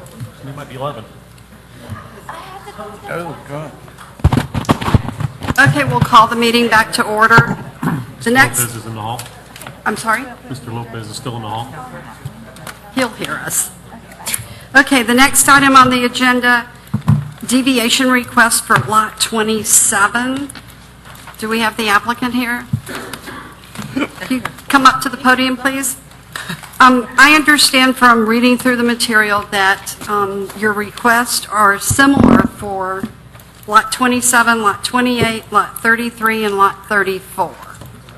Okay, if you would like to do your presentation all at one time, we will have to vote on each one separately. No, I'm sorry, state your name and address for the record. My name is David House, and what we're looking to do is to just change the side setback from 8 feet to 5 feet in the lots. As you mentioned, it's exactly the same thing we did on, I want to say lots 33 and 34, which are just a few hundred yards down, maybe a quarter mile down, same road, same side, same concept. And so essentially it's just the side setback deviation. Okay, are there any questions of the applicant? Madam Chair. Mr. Wright? One question is that obviously the size is much smaller than I anticipated. Was there any consideration to building one house on 2 lots as is similar to some of the other other residences on that street? So actually the way this started out, I mean, for political purposes, is we had actually gone through a due diligence process, if you will, where we were going to do duplexes on those. It gets complicated, I think, with all the different plats and the older plats that they are. So we were basically given information that said we could do duplexes on those lots. So we purchased them and then found out later that we couldn't due to some older policies and regulations, I guess, that came into play that no one was able to kind of dig up ahead of time. So we kind of went into okay, we're still looking for 2 residences over the same square footage of land. How do we do that? So we've come up with what I think is, an attractive building on each plat of land. It's bigger than some of the places that are around there, but it's not as big as the house. I guess I was just, there was, I think, one unit, and I can't recall the lot number, but I think it was like around 700 or 700. I think the smallest one was like 750 square foot, a 1-bedroom. And I was just questioning the marketability of something of that size, and, would it be better served to what we've seen in the past in those similar areas, is with using 2 lots for one larger, single-family residence, so. Right. So we kind of went through, obviously, a lot of conversations, similar to that. I think there's, I guess you could put the room guns on it. It's like kind of a dude back on a tiny house down the street. I think it's actually smaller than what we're trying to do. Yeah. So we've tried to kind of meet in the middle, if you will, kind of make it bigger than that, but yet maybe not as big as we would have done with duplexes. But I think there'll be a pretty good marketplace for that, comparing that to maybe the apartment size and that sort of thing. Thank you. No more questions. Any other questions? Thank you. May we hear from staff?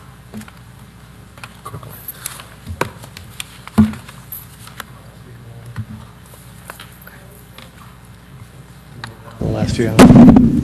Oh, that one's working. Are we good? Yep. Okay. May we hear from staff? Yes, Madam Chairman. This is a request excuse me, for the LPA to approve the deviation of a 3-foot deviation to the required 8-foot minimum side setback for those lots that are located within the R2 zoning district.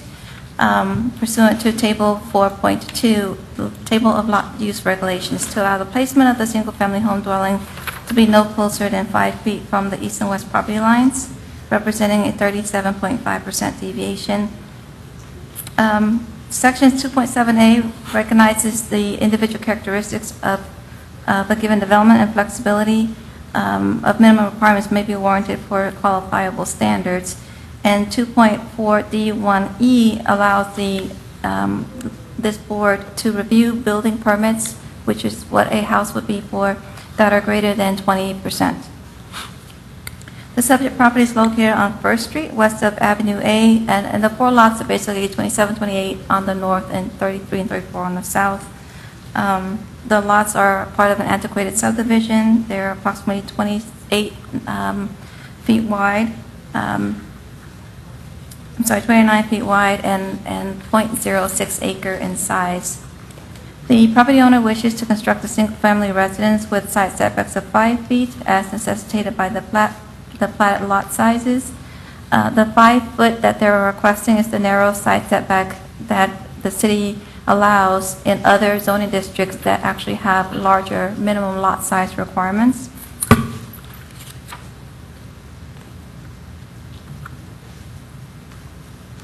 The requested deviation was reviewed against the review criteria in section 7.2, as well as for the, 3 point,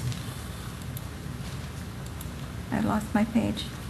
In Article 3, for deviations, as well as Article 7 for existing non-conforming lots. The criteria that we reviewed the deviations against is existence of special conditions. There are special conditions of circumstances that exist which are peculiar to the property. The lot is part of a plat that was created in 1924, and it's a legally non-conforming subdivision. And due to this existing nonconformity, reduction in the side setbacks would be needed to allow the development to occur. If the city were to maintain the minimum 8-foot side setback requirement, it would yield a home that is approximately 12 feet wide, which would be impractical for the use of a residence. In terms of compatibility, the staff finds that the scale and intensity of the proposed 5-foot setback is compatible with the surrounding area and similar single-family residential structures and will not adversely impact adjacent land uses. In terms of mitigation, the code requires that deviations be mitigated. The applicant has offered to plant 1 medium tree or 2 small trees for each of the 4 lots that they're requesting a deviation for. In terms of environmental sensitivity, this particular lot, right now I'm speaking to lot number 27. So 27 and 33 both have wetlands near them, but not on them. The requirement of the code says that structures need to be 10 feet from the wetland line. Because of where they're placed, the 10-foot actually is only, they would only require a 2-foot deviation, which falls below the 20% minimum deviation, and staff supports that deviation request. In terms of open spaces and other facilities, the proposed deviation would not prevent the applicant and property owner from maintaining the minimum 25% open space, but it wouldn't create any new public spaces. But these are small lots, so we wouldn't anticipate that they would create public spaces. The criteria on whether or not staff use existing non-conforming uses as a basis of approval, we did not do that. And in terms of other information, we feel that the applicants provided sufficient information to support the deviation request.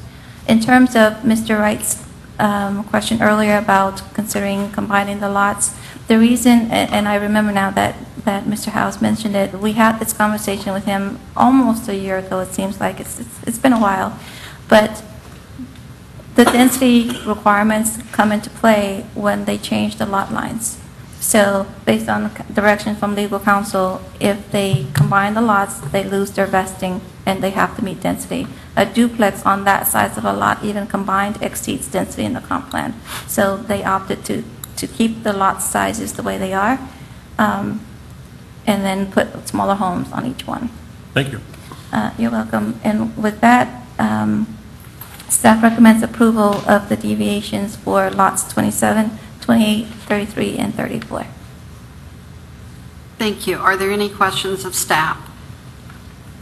Yes, I have a Ms. question. Reichert? Yes. What happens if we allow the deviation for this property concerning other normal-sized lots in other parts of Oviedo? Does it set a precedence? No. Okay. The code requires that we look at the peculiarities of each lot. Okay, thank you. Uniquely. Anything else? No. Okay, this is not a public hearing item, so the first request before us is for Lot 27. What's the board's pleasure? We put them all, or do we have to individually vote? Individually. Mr. Wright? Make a motion to approve deviation development order for lot 27 with the condition that owner plants 1 medium tree or 2 small trees as mitigation. Is that the condition as staff recommended? Yeah, it is. Okay, thank you. I'll second it. Mr. Lopez, thank you. Is there any discussion? Seeing none, we'll call the vote. All those in favor say aye. Aye. Opposed? Motion carries. Okay, the next one before us is for the same issue for Lot 28. I'll make a motion to accept deviation request for lot 28 as by staff recommendation.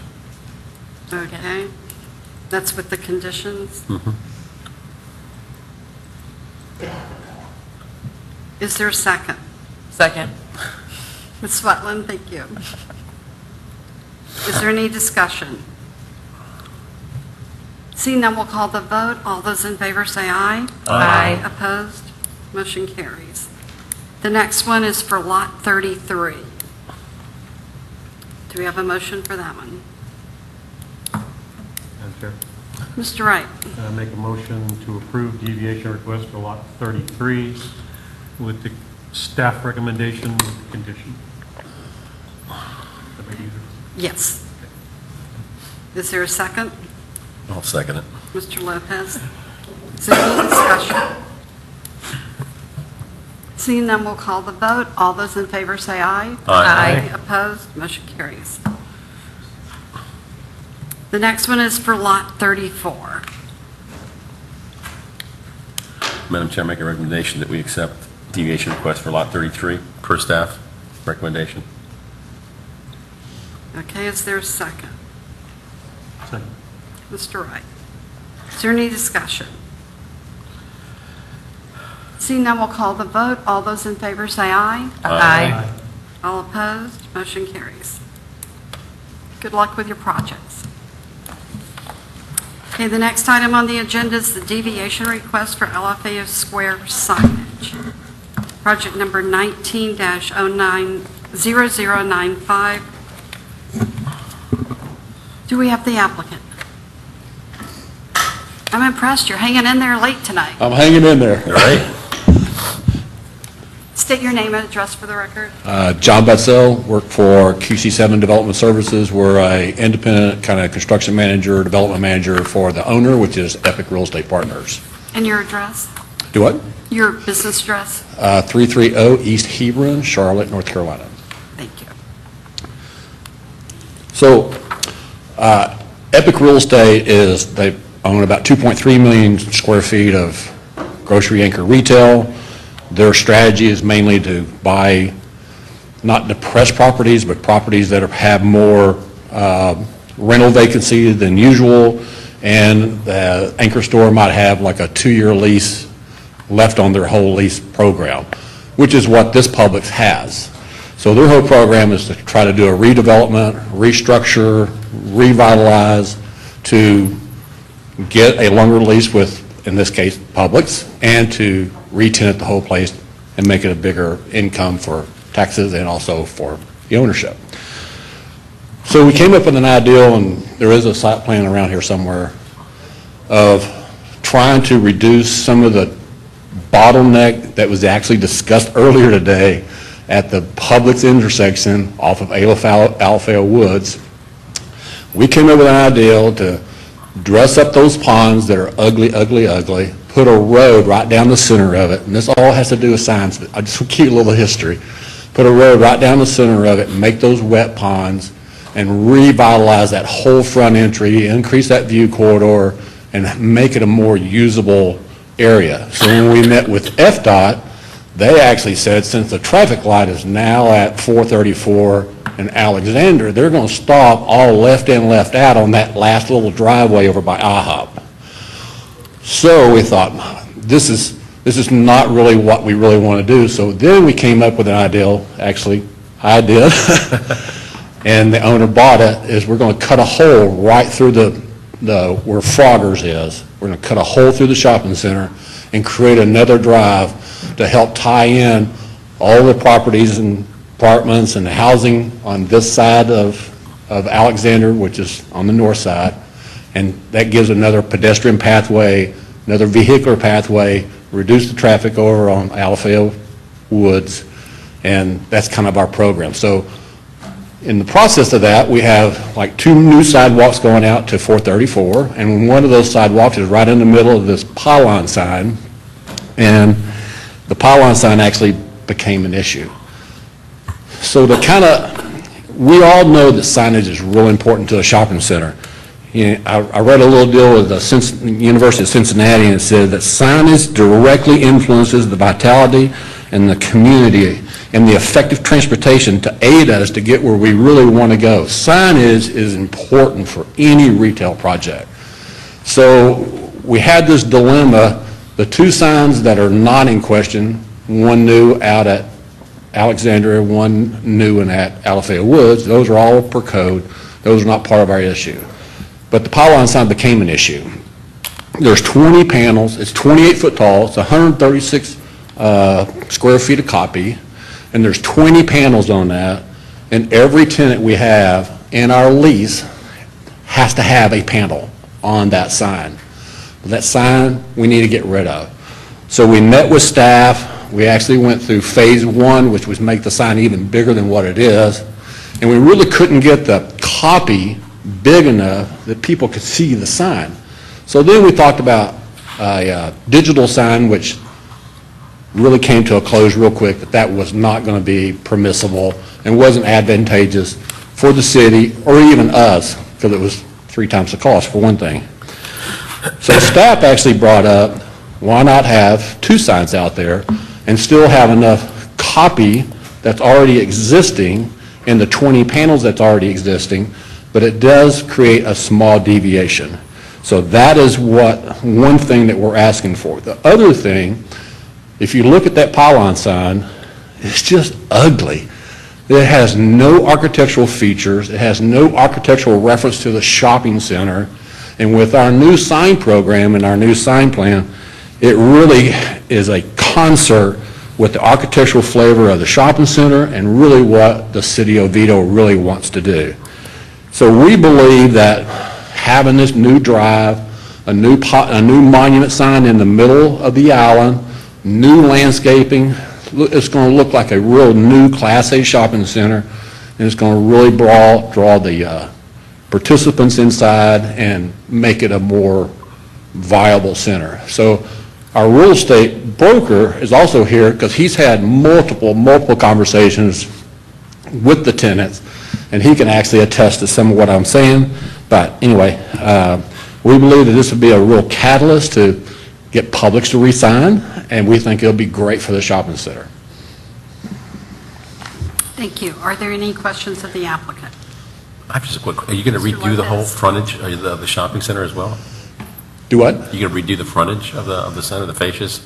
The front, at 434, yes. Those ponds are going to become wet ponds. Okay. There'll be a little fountain. There will be a drive right up the center coming off of 434. So it'll relieve a lot of different traffic, problems that exist in the shopping center and getting into the shopping center. And by the way, staff has been great to work with. They're really supportive of this. We've had multiple meetings, but we do this all over the country. They're a great group. You got a good team. Glad to hear that.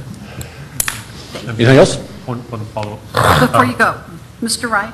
Oh, I'm sorry, can you come back to the, thank you. Mr. Wright? Yes, ma'am. The two signs you have on the State Road 434 corridor are the MN, MN2. Those are the two signs that don't have your large anchor stores on there. Is there a reason you're putting the large anchor store signs on the north and? Publix will be on all four of the signs, and Planet Fitness is on the two major signs on 434.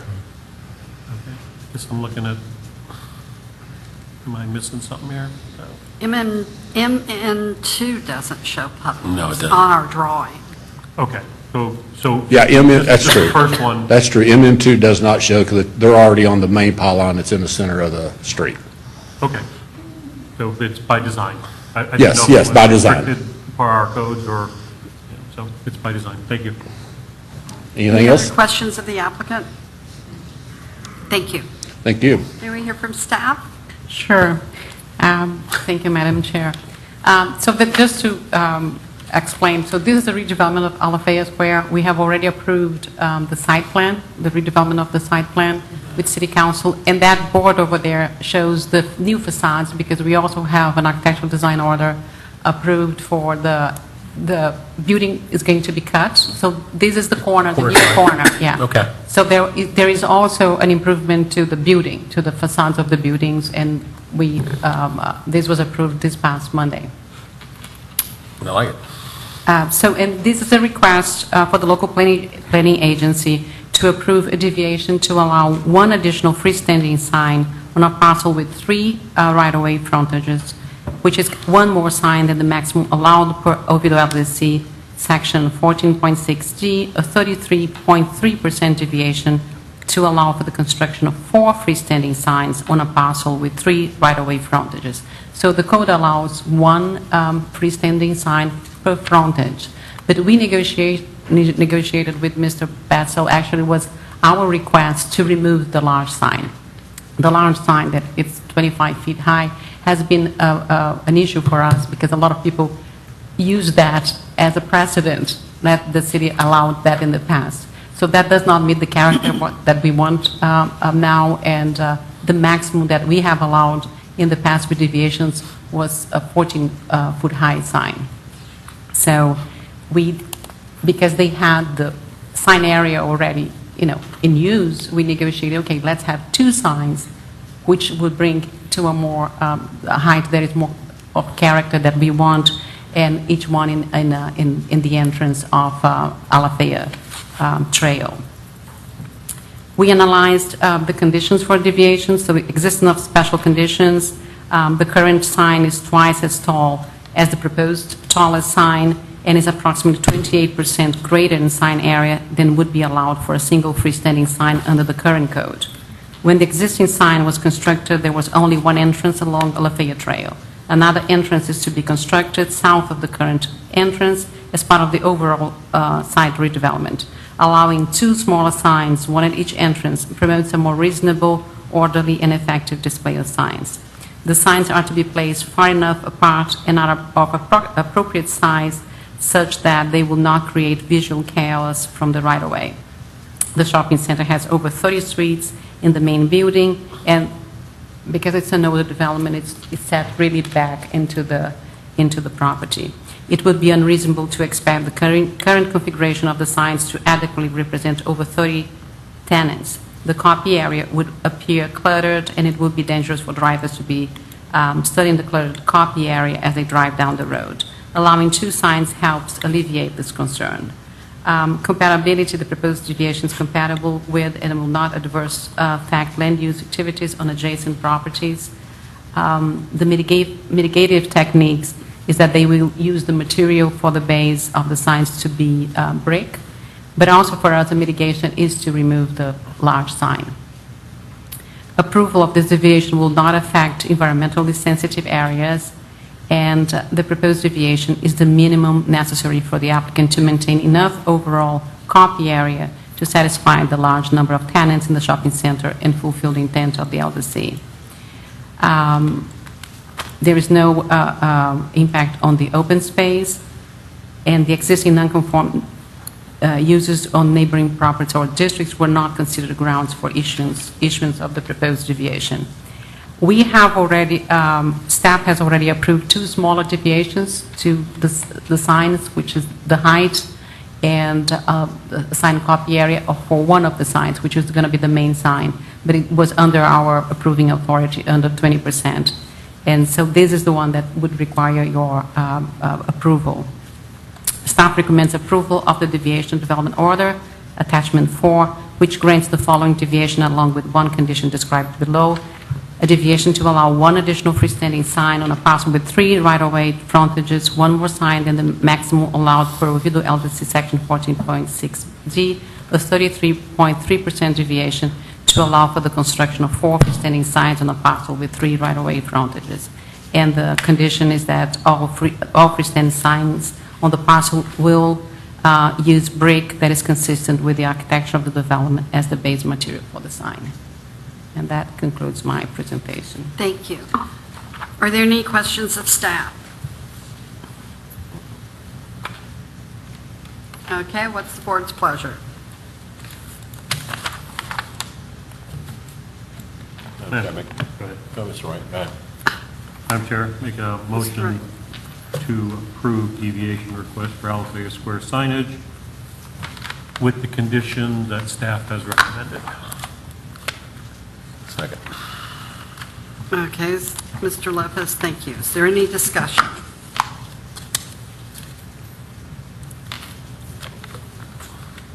Seeing none, we'll call the vote. All those in favor say aye. Aye. Opposed? Motion carries.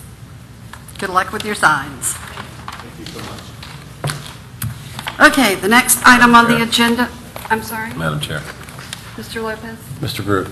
Yes, sir. On the next agenda item, I need to disclose that I am on the HOA board.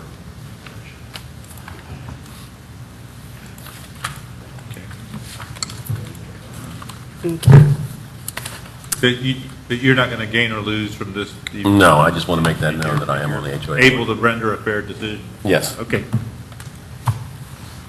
Okay, the next item is deviation request 2386 Huntingdale Lane, project number 19-0069.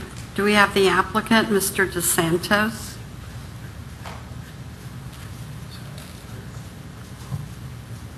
No applicant? He's not here. He's the HOA president. My name's Bob White. I live at 1929 Crystal Downs Court. I'm the president of the Twin Rivers HOA. I'm sorry, did Mr. DeSantos ask you to do this for him? Is he here? Nope. No. Then unfortunately, I don't think that you can do this Okay. if he didn't ask you for it. I mean, that's without his permission. Oh, that's fine. You can do the action without any speaking, correct? Well, Mr. DeSantos would need to be here, and he's not. Well, I mean, you can act without the applicant here. But you're correct about not allowing someone to represent him without his authority, but you can act without the applicant here. At the peril that, the applicant does not appear at their own peril, is what it.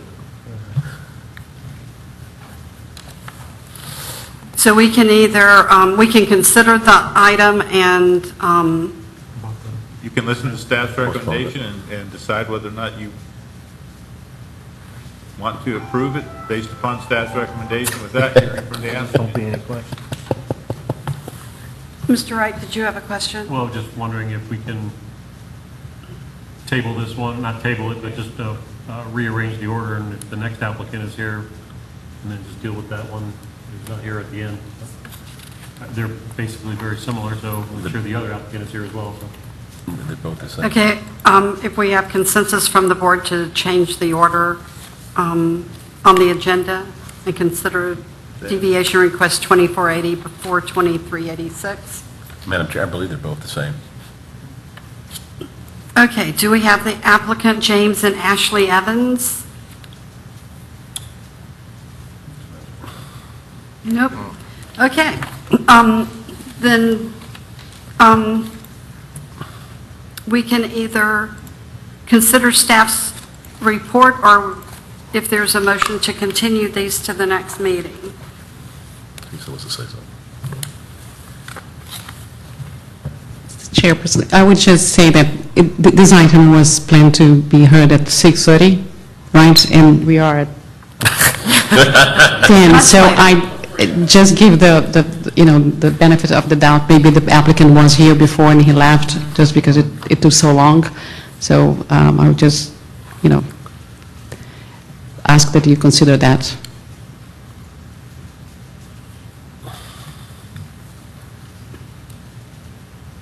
Madam Chair, Mr. Wright? I would at least recommend that we just go through and hear staff's report and act on these items tonight without continuing them to a future date. Yeah. They were waiting. Fill out a piece of paper. Do we have a consent? It's not a public hearing. No, that's right. Do we have consensus to go ahead with it? Yeah. Yeah. Okay. May we hear from staff on deviation request 2386, Huntingdale Lane? Yes, ma'am. This is a request for the local planning agency to approve the deviation for a 2-foot height deviation to the required 4-foot maximum fence height requirement for fences located within the one half of the principal building structure for a front setback for corner lots. This property is a corner lot, so it has 2 front setbacks, but for fences, the front setback is half if the side is facing, if the fence is going on the side of the house. The applicant is Chris Johnson of Superior Fence and Rail, and the owners are Mr. and Mrs. DeSantos. Similar to the previous deviations, LDC Section 2.7A recognizes the individual characteristics of properties and allows the city to consider flexibility in administering the requirements of the code. Because this deviation is greater than 20%, this item is coming before the board to consider and make a final decision. The subject property is located within the Twin Rivers subdivision on Huntingdale Lane at its southern termination and is directly adjacent to private property owned by Seminole County State College. The subdivision has a future land use designation of PUD, Planned Unit Development, and also a PUD zoning district. The owner's south side of the property is also the edge of the city limits, and Huntingdale Lane currently terminates directly in front of the subject property, right next to the Seminole County line. Outside of the city limits, there is an ingress-egress easement known as Simmons Road that is being improved from a dirt path to a paved driveway to allow for access to a subdivision that is being built in the county further southeast of the property. Staff contacted the county. They view it as a private road. Construction of the Simmons Road improvement has led to removal of trees that were once adjacent to the subject property and which also served as a visual barrier to the home on Huntingdale. I'm sorry, somehow my pages have gotten all mixed up.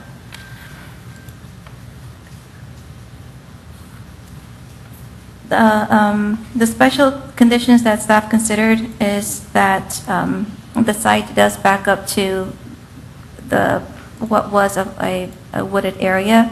The 2-foot requirement is to allow them to still set the fence on the property line, but 2 foot higher than what's required. In terms of compatibility, the property that the fence would be fronting or adjacent to is Seminole State College. There are no residential uses in that area, so there's not a compatibility issue with the adjacent property owner. In terms of mitigative techniques, we spoke with the developer, Taylor Morrison, the developer of Hideaway Cove, and they are willing to upgrade the fence material from wood to white PVC materials or some other vinyl material that is more aesthetically appealing.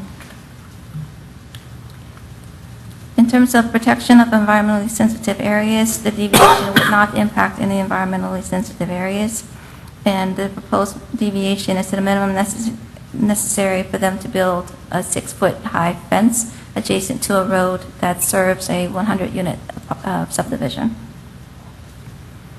The proposed deviation would not prevent the applicant from maintaining the 25-foot open space. The developer has indicated that he will build the fence just inside the property with enough room for maintenance on the city side.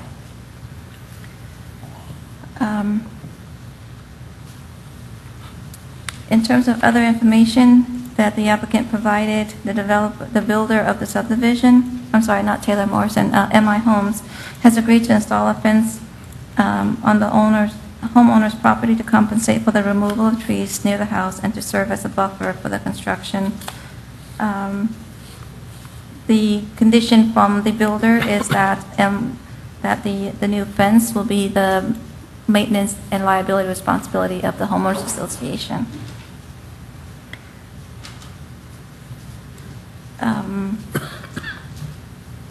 This fence is going to be congruent to several other fences in this area. The builder is willing to construct fences for the other properties as well that aren't on the right-of-way, that don't have to come in for a deviation. They are going to construct those fences as well in order to keep the same look for all the fences in that area.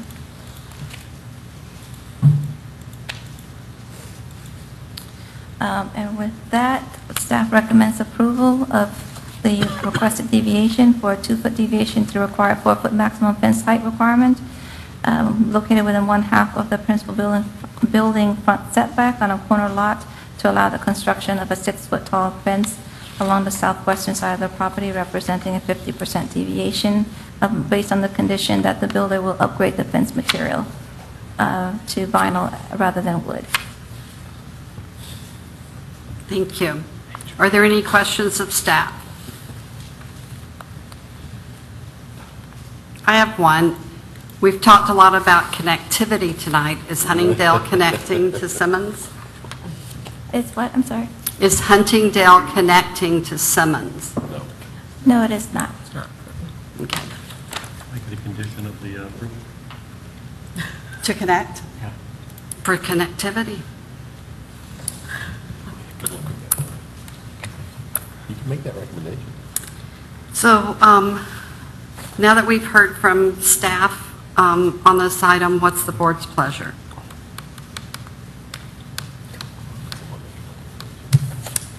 Madam Chair, Mr. Wright?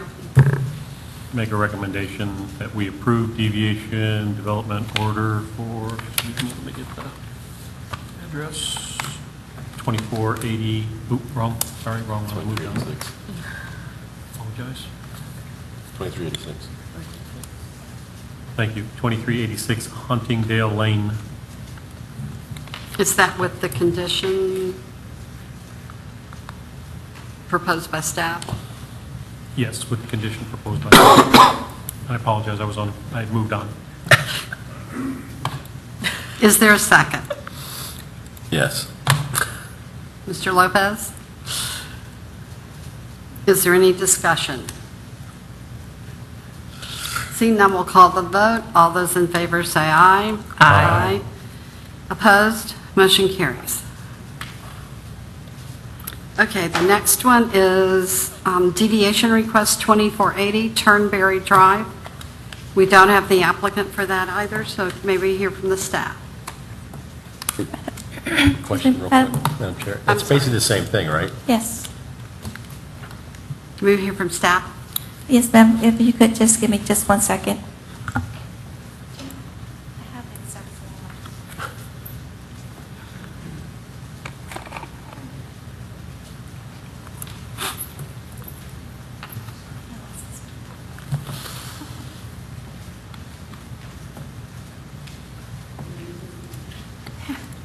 It's been so long that all of them look the same now. Turnberry. Yes, I think I have it here. Yeah, I put the wrong number. Okay, thank you for bearing with me. I'm going to start paginating them on the bottom so I can see them better.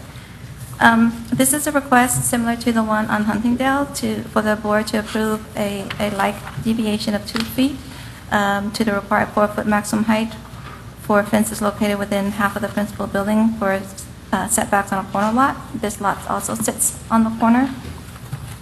to allow the construction of a 6-foot fence, 6-foot tall fence representing a 50% deviation. The applicant is also Superior Fence and Rail, and the owners are Mr. and Mrs. Evans. Staff considered both applications based on the same criteria in terms of existence of special conditions, compatibility, and proper mitigative techniques, no environmental impacts to any environmentally sensitive areas. The deviation will allow them to have a buffer from the traffic on Simmons Road once it's approved and the housing community is developed. And there are no open space impacts, and the lot can still maintain its minimum 25%. Similar information from the builder in terms of the requirement that the HOA maintains the fence, and they were willing to upgrade the fence materials also to vinyl. And with that, staff recommends approval of the requested deviation for a 2-foot height deviation representing a 50-foot deviation to allow the construction of a 6-foot fence. Thank you. Are there any questions of staff? One question. Mr. Wright? So we're going to have two homes adjacent, across the street from Huntingdale Lane, each other, with a fence that basically just going to have a 50-foot wide gap between them? Is that basically what we're going to have? It would appear that way, yes, sir. Oh, I'm sorry, I take that back.